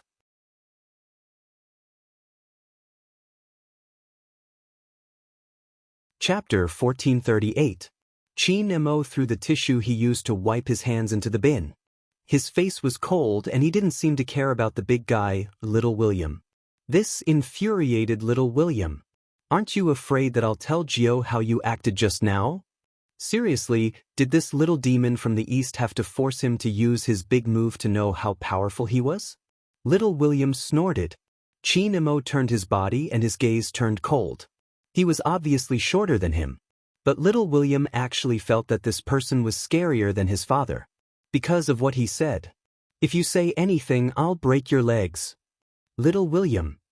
This was different from what he had imagined. Shouldn't this little demon be scared to death? Why was his aura so strong? Who exactly was threatening who? I'll go and tell her. The big guy straightened his back to show off his height. Little did he know that this was what Qin Mo disliked the most. His little tiger's friend was actually taller than him. You can go and tell her. Qin Mo scoffed. The devilish smile that little William saw appeared on his face again. But, do you think Joe will believe you? The big guy, little William, had little experience. Such a small kid couldn't imagine that there was such a shameless person in the world. You, Qin Mo interrupted him. I have something to tell you too. You're a boy and she's a girl. In China, there's a saying that goes, men and women shouldn't touch each other. In the future, don't do intimate actions to her. Little William wasn't convinced. You even held her hand just now. Qin Mo glanced at him slowly. Can I be the same as you? Little William. How are they different? No, he had to expose this little demon from the east. However, very quickly little William realized that he was daydreaming. The main reason was Gio. Momo, this is really delicious. It's just a little spicy, but it's okay. Try it and I'll feed you a mouthful of Coke. It can neutralize the spiciness. Little William, Gio, wake up. No matter how good-looking that little demon from the east was, he was still a boy. Did he need you to feed him Coke? Most importantly, why did you have to kiss his face when you were feeding him? This wasn't right. Didn't you say that men and women shouldn't touch each other in China? Qin Mo seemed to have seen through little William's thoughts. At first, he lowered his lids and drank his cola. When the little tiger kissed him, he turned his head. The place that was kissed was still a little hot, but he still swept a glance in little William's direction. His entire body was filled with a cold aura. It seemed to be saying, I'm very respectful of Chinese etiquette, but I can't stop Gio from kissing me. Little William didn't want to talk anymore. He bit the ox burger in his hand. The little tiger was different. She was very happy, especially when she fed the little princess with the cola in her hands. The little princess's cold look was so cute that she couldn't help but kiss him. Right now, he was just practicing how to raise them. When the little princess really became hers, she would be able to feed the little princess every day. Qin Mo looked at the person in front of him who had big eyes and was holding a can of Coke with both hands for him to drink. I don't know what this guy is thinking, he doesn't even want to eat. He couldn't bear to watch any longer, so he took a French fry, dipped it in ketchup, and fed it to the silly little tiger. Bo Gio, on the other hand, was eating one by one, looking like she was enjoying herself. If little Tiger Bo was considered a beginner when it came to feeding people, then young Master Qin's feeding would be completely different. He took care of everything slowly. When the little tiger stained the corner of her mouth while eating the hamburger, he would even pick up a napkin and help her wipe it off. Angelia, who was sitting at the side, couldn't move her eyes away. She waited until Chi Nemo stood up and went to get something else. He couldn't help but ask Bojio, "Hey, what exactly is your relationship?" "Relationship?" Bojio smiled. Her eyes were big and a little mischievous. "Momo is going to marry me in the future. Let's practice first." "Marry you?" William, who was listening on the side, couldn't sit still anymore. "Gio, you don't know how that little demon spoke to me. If you knew, bang." Bojio placed the cola down and grabbed little William's collar with one hand. "Are you looking for a beating? If you say anything bad about my Momo again, I'll pack you up and feed you to the tigers." "No, it's him." Little William was still struggling. Chin Mo had already returned. He was holding a new bag of fries. He leaned forward calmly and held the little tiger's hand. "Don't fight." Bojio's eyes turned round and she explained, "Momo, I'm usually very gentle. Today is an exception." "Little William." "Gentle? It's a miracle that you didn't hit me today. Where is your gentleness?" Even his Gio knew how to lie. It was really painful. Angelia didn't have many thoughts in her mind. She tilted her head and blurted out, "Chin, is she the child betrothed that Grandpa arranged for you? You Chinese people have an ancient way of getting married. Oh my God, you have to take care of a wife from a young age? That's not fun at all." Chin Mo raised his eyebrows when he heard this. "Child betrothal? She just said that you will marry her when you grow up. Did she use the wrong grammar?" Angelia felt that this was weird. Chin Mo glanced at the little tiger who had been naughty just now. Her cheeks were puffed up and she looked angry. He rolled up Bojio's sleeves and said, "She did use the wrong grammar." Angelia smiled. She knew that little prince wouldn't agree to such an ancient method. Chin Mo looked up. "She should be the one marrying me, not the other way around. All the children." Angelia paused. It was too obvious. William was so angry that he wanted to scratch the table. But there was one thing. Ever since that day, everyone knew that the new little prince from the east had a young wife who was betrothed to him. But for some reason, that young wife hadn't entered school yet. William had said that she had been living here for a short period of time. The news reached Grandpa An's ears through Angelia's grandfather. As the person who had betrothed his grandson? He almost didn't drink his tea. "Child betrothal? My grandson said that? And you're too dishonest. Even now, you're still not telling the truth." Old Master An thought to himself, "Brother, am I not telling the truth? As a grandfather, I don't even know that I have a little granddaughter-in-law." Hence, during the dinner that day,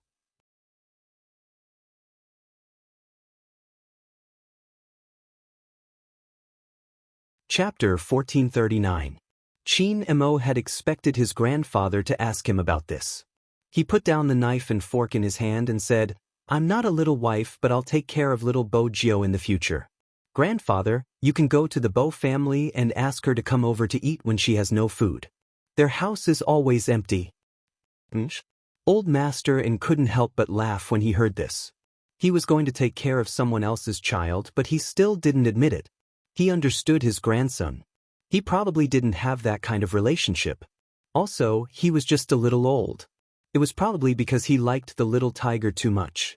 The love between family members. At that time, Old Master An wasn't sure. When young Master Chin said he was taking care of her, he was really taking care of her. Just like that, the two little people naturally piled up into a pile. Little Tiger Bo liked to play games.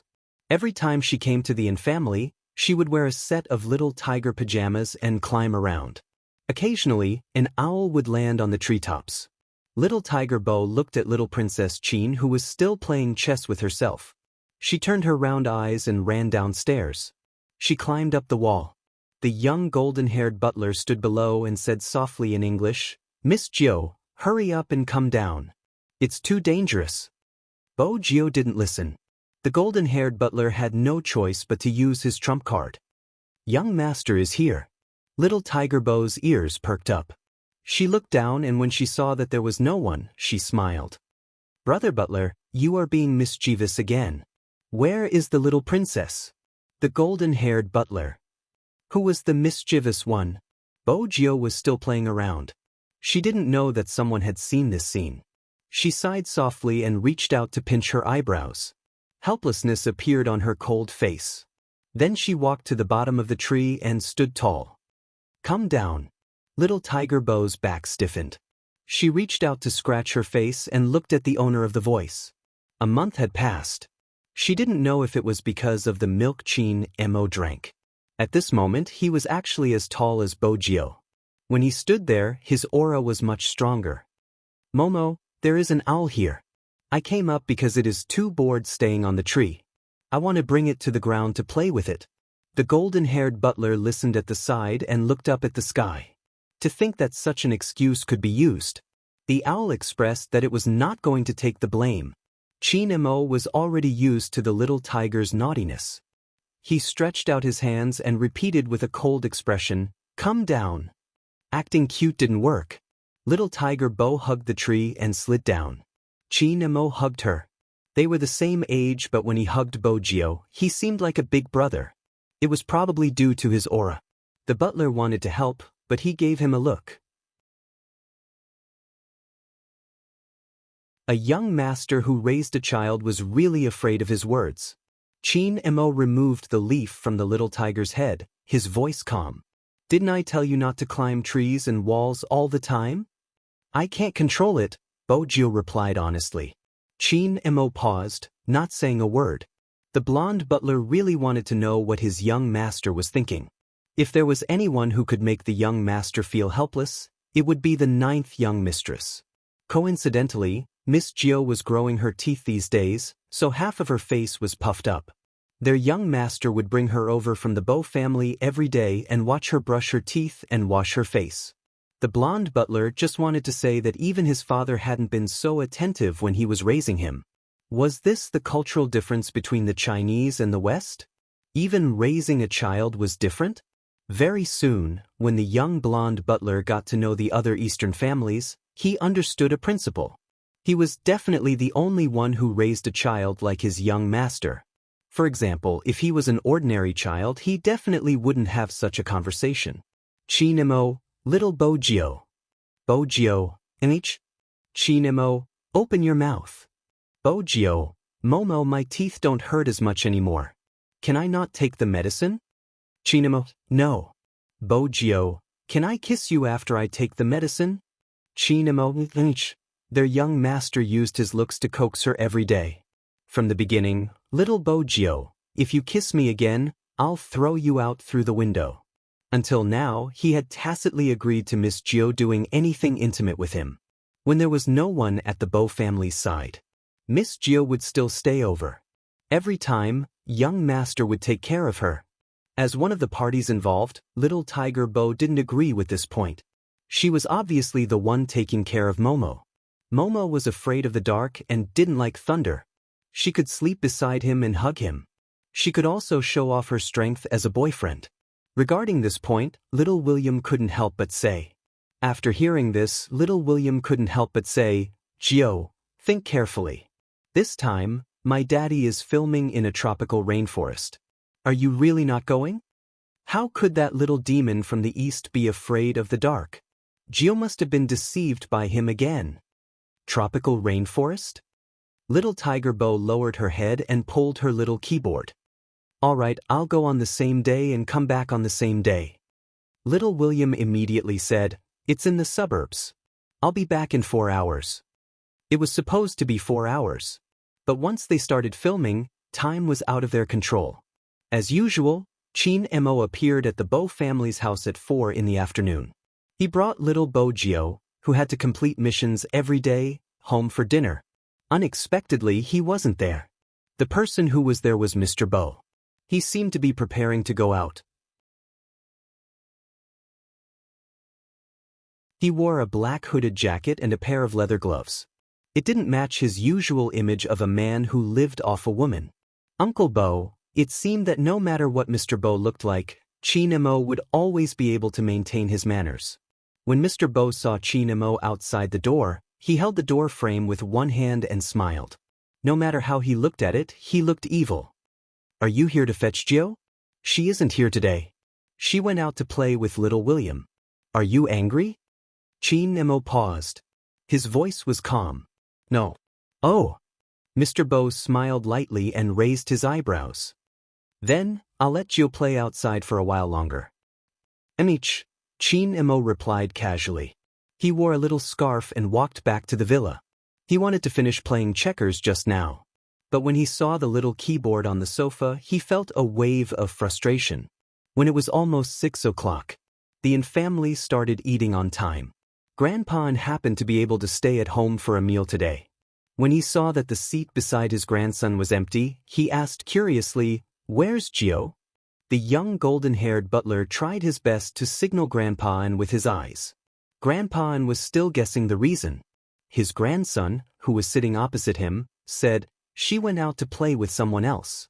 Grandpa felt that he didn't see wrongly. His grandson's eyes were cold when he said this. He didn't know if it was because one person was missing. Even though there was a table full of dishes, the atmosphere at the dining table didn't lighten up.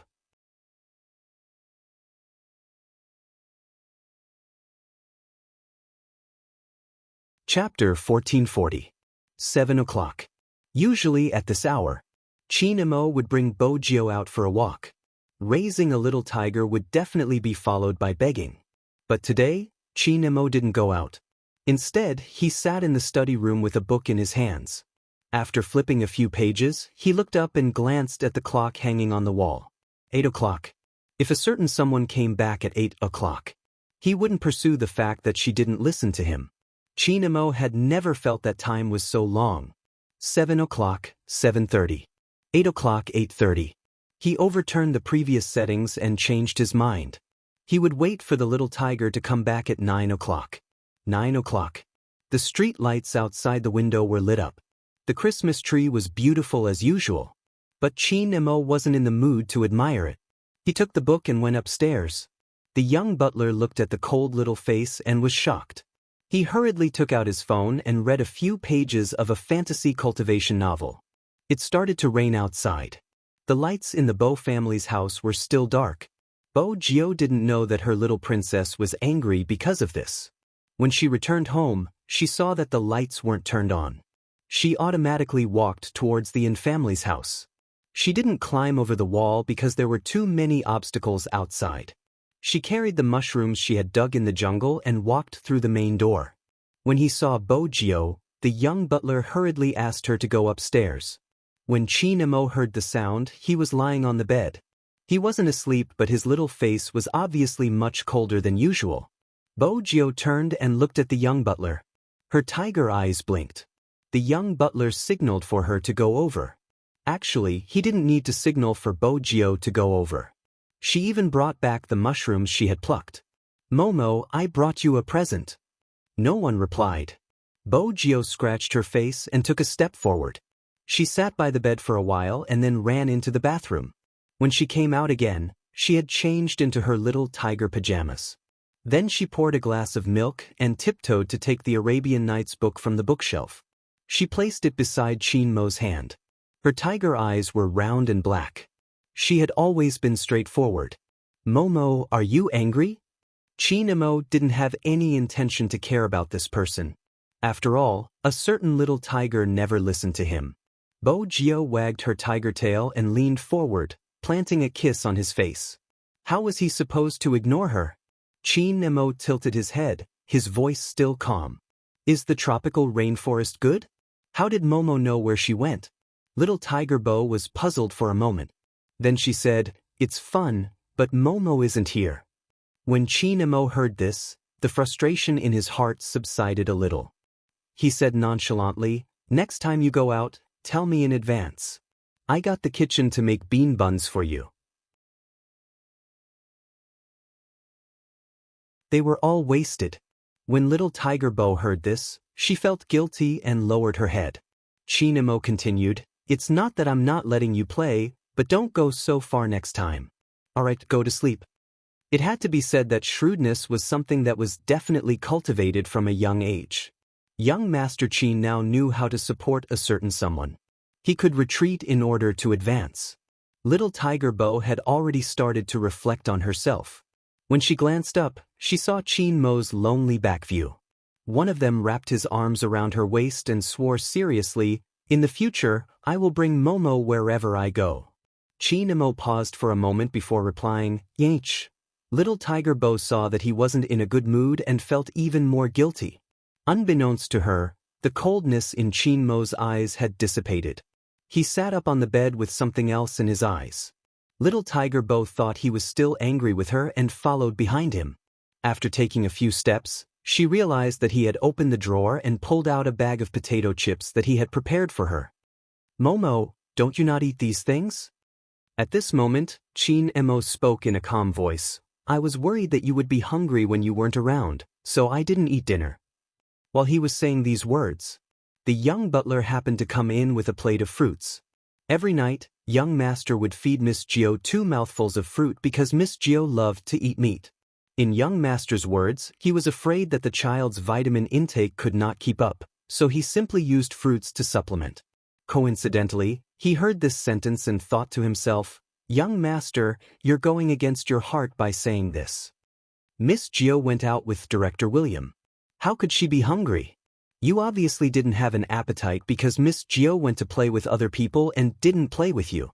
However, as a qualified butler, even though he was young, he knew that he wouldn't say such things out loud. However, Little Tiger Bo was born with a strong sense of empathy. Her round eyes looked out of the window. It was raining outside. When she came back just now, there was even thunder. These were the things that the little princess hated the most. Little Tiger Bo knew that the Yin family ate their meals on time. The little princess didn't even eat dinner because of her. Yet, she played outside for the entire day. Little Tiger Bo felt completely guilty. She stretched out her 2 little paws and hugged Chinamo from behind. Her tail was still wagging. "Momo, I was wrong." Seeing this, Chinamo felt that it was about time and directly said what was on his mind. "Little Bojio, if you want to go out and play with other people, don't play with me anymore, understand?" "I understand. I will be obedient in the future." Little Tiger Bo wagged her tail again and said very seriously. Chinamo glanced over and curled her hair with his fingers. "I will forgive you this time." Little Tiger Bo nodded. In order to show that she was very obedient, she didn't need Chin-mo to rush her. She took a shower in advance and came out smelling good. She lay at the side and listened to Chin-mo read her a bedtime story with her big tiger eyes. It had to be said, young Master Chin's method was very effective. Because the next day, when little William carried the basketball over again, Little Tiger Bo rejected him decisively. Little Tiger Bo rejected him decisively. "I'm not going." Little William's little face was originally red. He was filled with anticipation for today's date on the basketball court. After all, he had already done his research on the little demon from the east. The other party didn't like this kind of sweaty exercise. Hence, it was impossible for him to go out with Gio. Then he would be able to be alone with Gio again. He didn't expect this. "Didn't we agree?" Little William's red hair drooped. Bo Gio hugged the little keyboard in her hands and said seriously, "Yesterday, I left Momo at home alone. He didn't even eat. Also, he is afraid of the dark. I have to accompany him." Afraid of the dark? That little demon from the east? How was that possible? No way. He had to expose him today. Gio, Chin wouldn't be afraid. Just as little William was about to go all out, the person he wanted to expose appeared. He was wearing a small black suit and his hair was styled. He looked like a real little prince. He glanced at little William. There was a sense of oppression amidst his nobility. Little William subconsciously gulped a few times and swallowed his words back. That wasn't right. What was he afraid of? Even if this little demon had grown taller, he still wasn't as strong as him. He didn't need to be afraid at all. But he didn't know why. When little William saw Chin-mo, he would remember the day at the burger shop. The way this little demon had looked behind him. It made people want to run away after seeing him. Thinking about it carefully, only Gio was so close to him. Although Angelia and the others called this little demon Prince, it could be seen that they were a little afraid when they faced this little demon. Of course, Chin-mo noticed the red-haired William's gaze. Grandpa said that he had to be more polite to foreigners. This would show the thousands of years of etiquette in China. Indeed, Qin Mo wasn't impolite to others. But there was one thing. A certain red-haired man always wanted to abduct the little tiger he was raising when he wasn't around. This debt had to be settled. Little William looked at that person and narrowed his eyes. He said calmly, "What can't I do?" Afraid of the dark. Little William braced himself. Since he was going to die anyway, he might as well finish his sentence.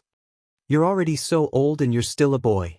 Do you think it's possible for you to be afraid of the dark?"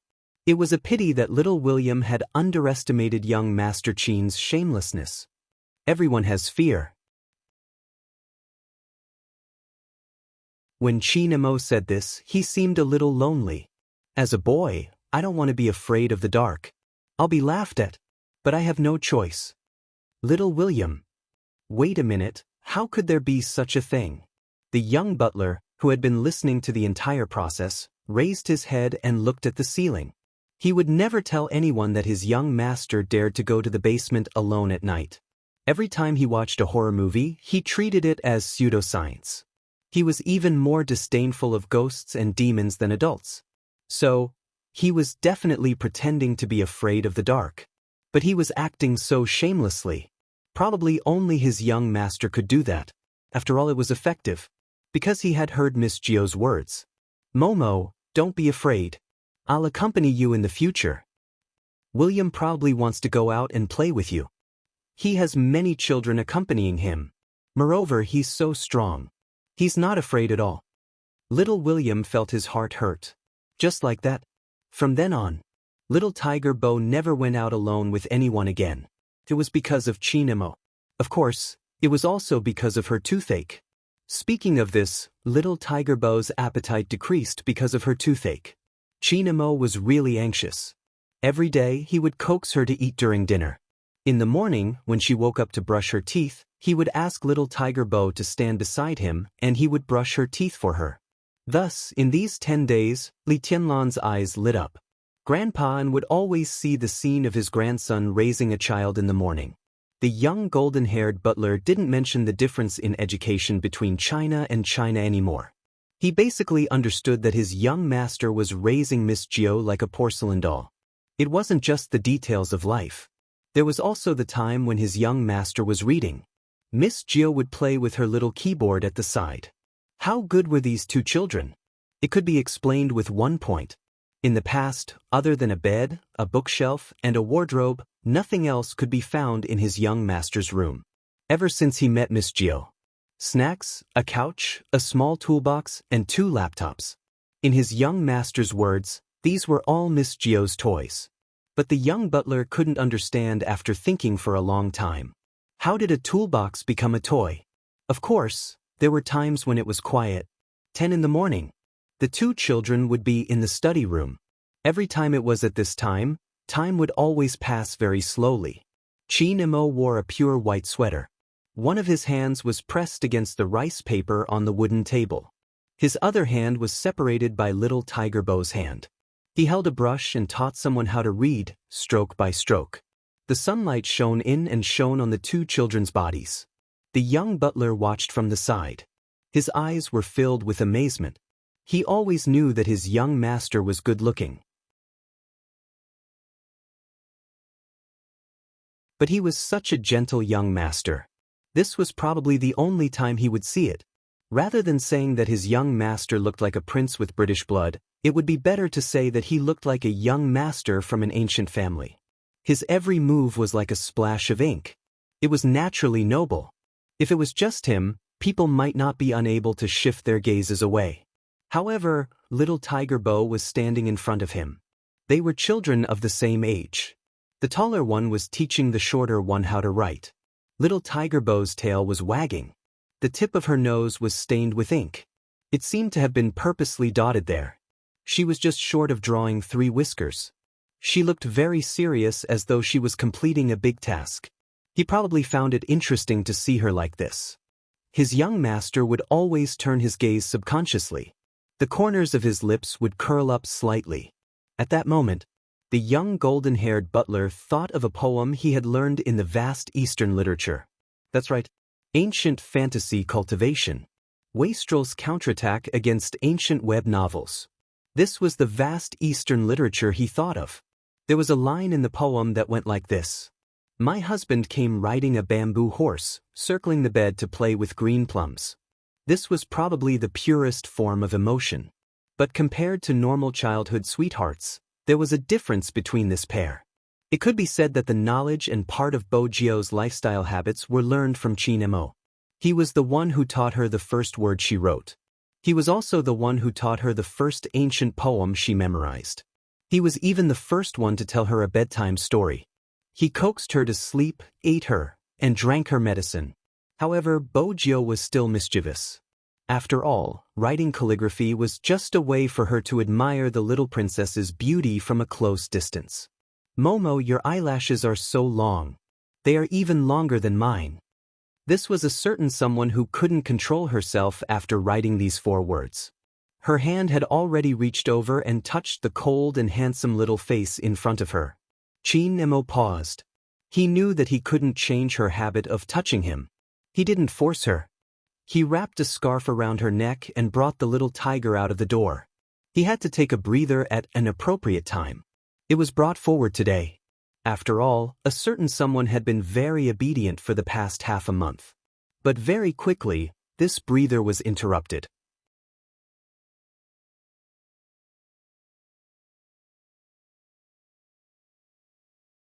Chapter 1441. After seeing the unreliable behavior of a certain adult, Chin-mo calmly brought little Tiger Bo towards him. Chin-mo pulled little Tiger Bo towards him without a change in expression. Then he reached out and caressed her head. Mr. Bo was amused by this scene. This little rascal from the Chin family really wanted to raise a child for him? Mr. Bo raised his eyebrows slightly. Then he bent down and carried his Lord Jiu up. All right, I'm afraid you and your little princess will have to meet again in the afternoon. Follow me out. Where are we going? Little Tiger Bo asked. Then she added, Dad, you appeared at the wrong time. Mr. Bo smiled and placed her on the motorcycle. I'm really sorry. But Lord Jiu, did you forget what day of the week it is today? Little Tiger Bo tilted her head. There would always be some messy programs in her father's university. Last time, it was a debate. This time, she didn't know what it was.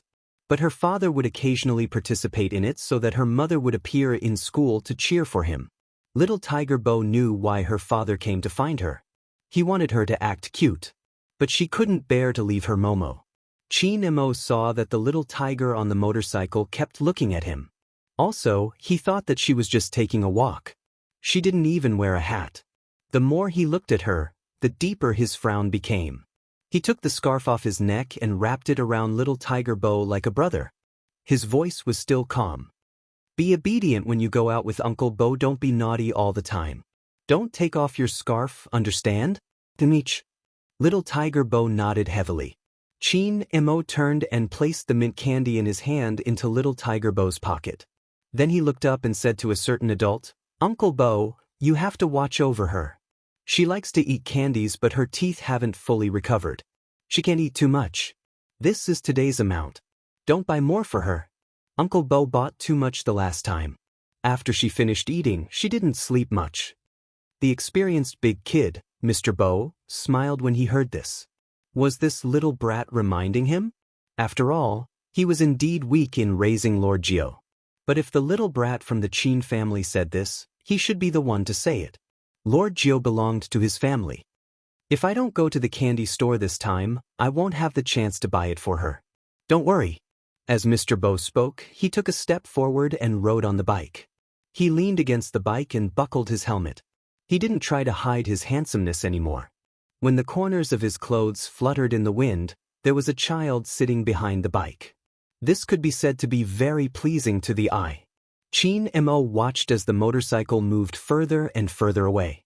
When he couldn't see it anymore, he retracted his gaze. When the young butler heard that Mr. Bo had taken Miss Jiu away, he had a premonition that his young master's appetite wouldn't be so good today. As expected, they didn't even let the kitchen prepare dessert. This time, it wasn't because he was in a bad mood. However, Since a certain someone wasn't around, it was meaningless for him to eat these things alone. Fortunately, Grandpa said that there would be a gathering in a while and wanted to take him out. Chin-mo finally found something to do. Whenever he attended a business gathering with Grandpa, Chin-mo would dress like a little prince. This was something that little William couldn't compare to. Hence, even if the two of them met, little William could only be angry in his heart and didn't dare to say anything. After all, it was too deceptive. Moreover, Gio had specially reminded him that if he met her little princess at the gathering, he should protect him well. After all, her little princess was too good-looking. She was afraid that he would be in danger. When little William heard this, he had a lot of thoughts in his mind. In the end, there was only one sentence left. His daddy was lying to him. Was he saying that girls would like him because he was tall and strong? As long as he was good-looking, nothing else was important, okay? In addition, this good-looking person was always acting. He didn't give anyone a way out. All the children who came for the gathering were bewitched by him. This should be the reason why the little vixen came here. It was simply too infuriating. Was he not going to make any friends today? Little William looked at the cold back view that was surrounded by people.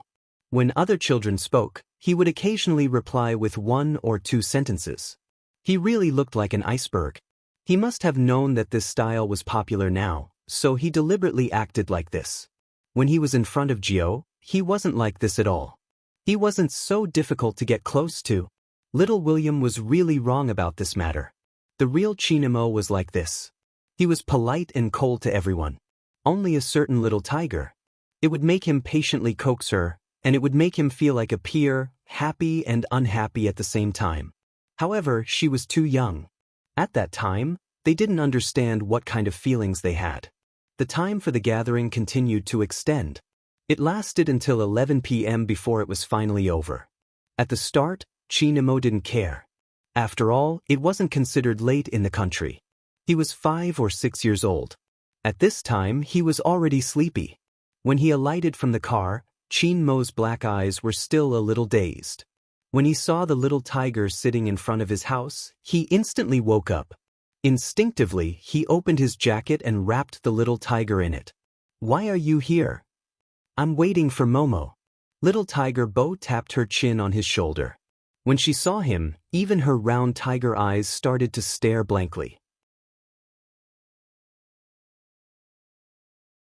Her voice became even more sleepy. "I thought Momo would come back in a while. I didn't expect him to take so long.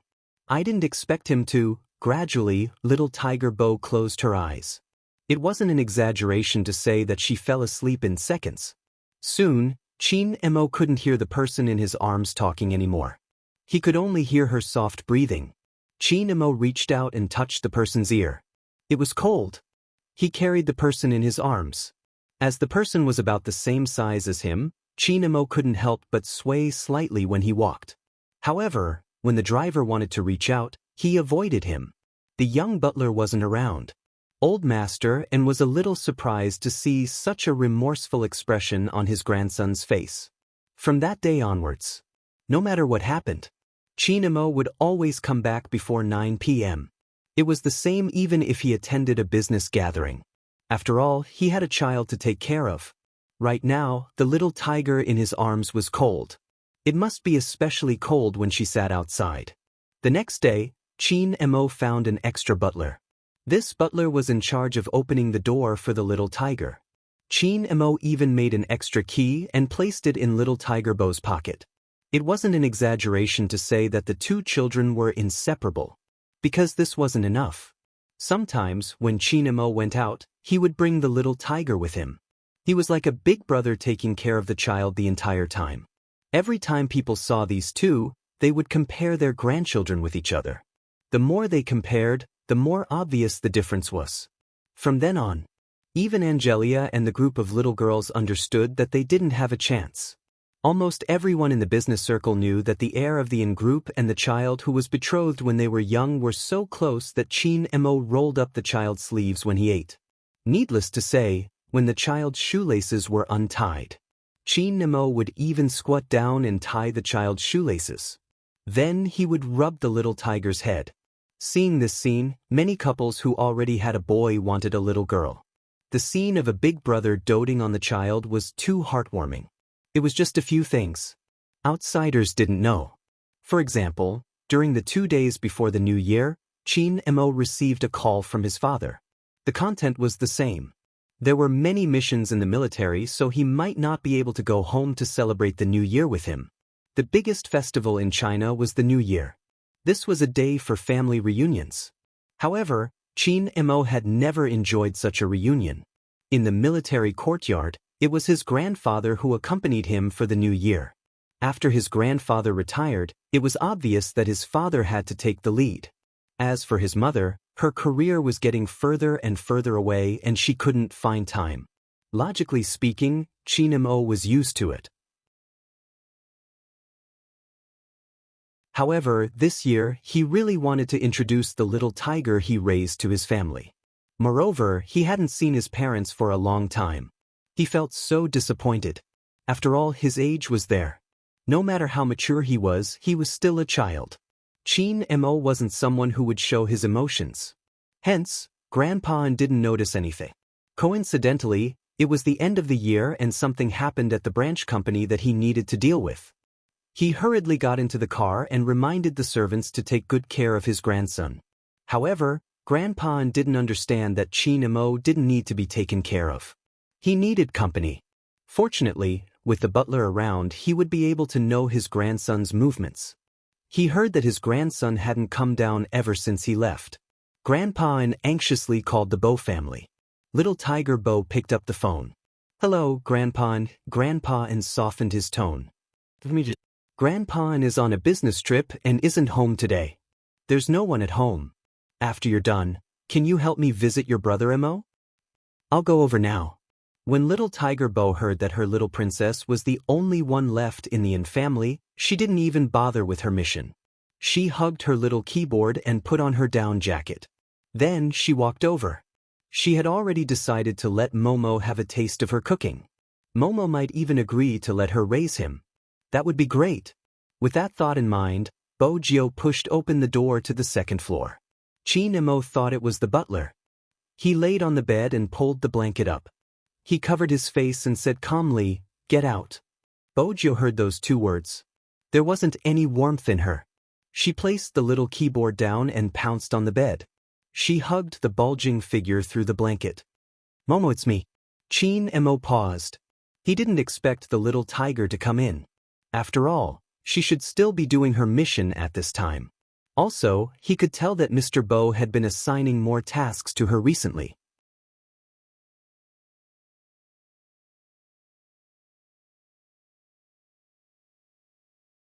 Chapter 1442.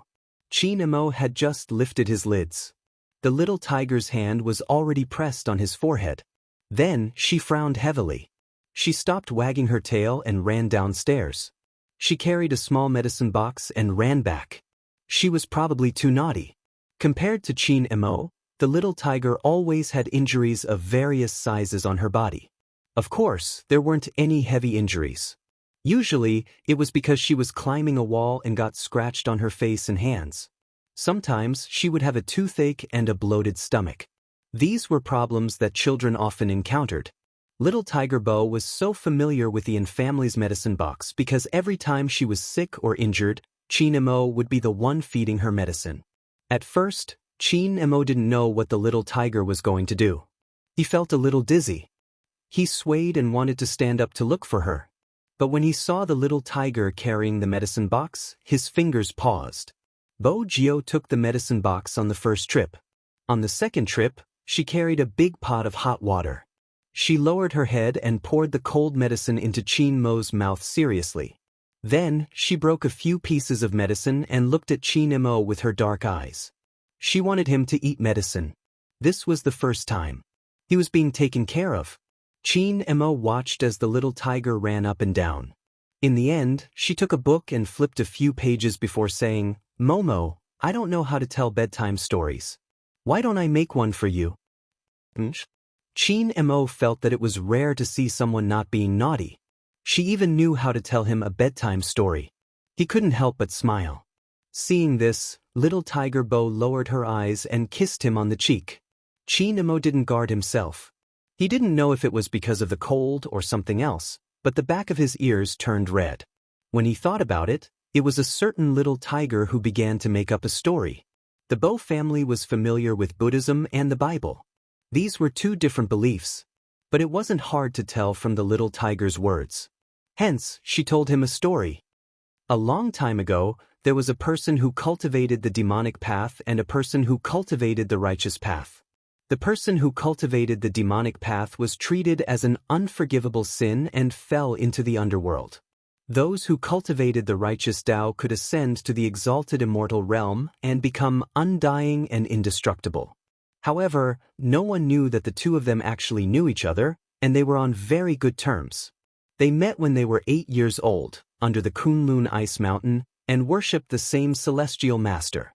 It was just that the one who cultivated the demonic path was naughty and mischievous, and always wanted to cause trouble. All the immortal herbs he obtained were given to the one who cultivated the celestial path. This was because the cultivation of the celestial path required one to expend vital energy and to comprehend great enlightenment. Only then would one be able to love all living things. Originally, the two of them were equally talented, but one day, the child who cultivated the demonic path committed a great taboo. In order to save his senior martial brother who cultivated the celestial path, he committed the sin of killing and was imprisoned in the Kunlun mountain range for 3 years. At that time, his senior apprentice brother went to accompany him every day in exchange for bringing him immortal herbs. However, he was rejected. That person who cultivated the demonic path had said, "I can't do nothing when I see you in harm's way. I can't love all living beings." It was probably because of this one sentence that he said that destroyed all possibilities of him becoming an immortal. Ever since then, he fell to the ground and became a demon. He walked through the human world, experienced the joys and sorrows of partings and reunions, saw all the streets and alleys, and slept in the tea house as a dissolute young master.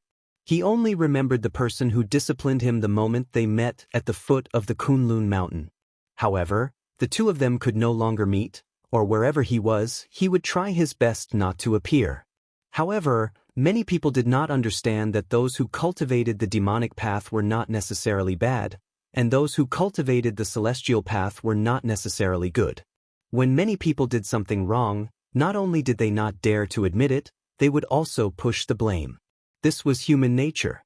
There was never a distinction between the demonic path and the celestial path, because the person who cultivated the demonic path was very flamboyant, and even had many secrets about some people.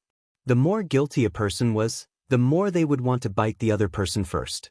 They would never remember what they had done, and would only talk about how the person who cultivated the demonic path was like. First, they would smear their reputation, and then they would set a trap.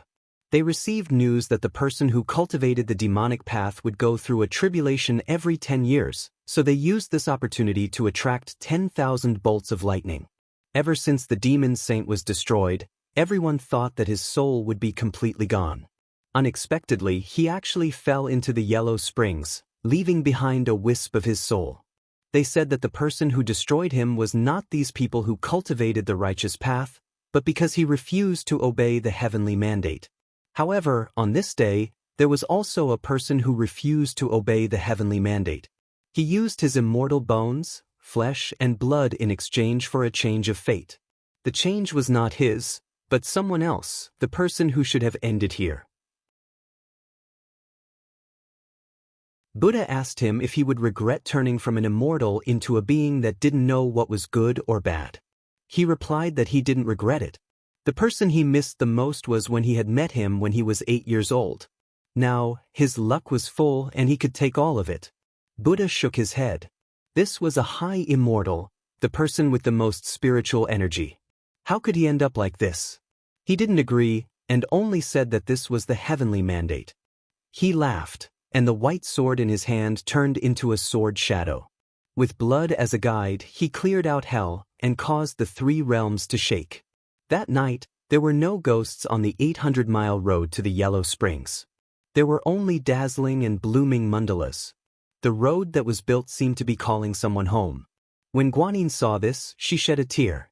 The bell of Lei Temple rose and fell, and Buddha only chanted Amitabha. With that, little Tiger Bo tilted her head, looking as though she was waiting for a compliment. Momo, is this story good? You should continue making it up. Chi Nemo glanced sideways at her. Little Tiger Bo wagged her tail. Let me think about it. I'll tell you tomorrow. Be good and sleep first. That way you will get better. Chi Nemo looked at the little face that was very close to him. He pinched it with his fingers. Silly, don't worry. Huh? Little Tiger Bo blinked in confusion. Chi Nemo's drug took effect. When the little person was about to close her eyes, her voice floated over. Even if we are different after we grow up, I won't let anyone hurt you. Little Tiger Bo heard this sentence. Her pair of tiger eyes lit up slightly. In reality, little Tiger Bo more or less understood that ordinary people wouldn't be able to accept what she was going to do in the future. She had watched so many cartoons and movies. They all said that people from different worlds would never be together. She had asked Grandpa before. The little princess's family was a policeman. No, that wasn't right. It should be the kind that was more powerful than the police. Anyway, they were specially here to catch her. She didn't want the person who came to catch her to be Momo. She didn't want Momo to hate her after knowing what she did for a living. Hence, even the story she made up revealed a kind of desire. What made her happy was what he said. You're tuning in to the Passion Pages YouTube channel. We're so grateful for your support, and don't forget to subscribe to join us on this incredible journey through captivating stories. Your generosity through donations truly makes a world of difference, as it's the primary source of revenue that allows me to expand and enhance this channel for you. Thank you from the bottom of my heart for being a part of this adventure.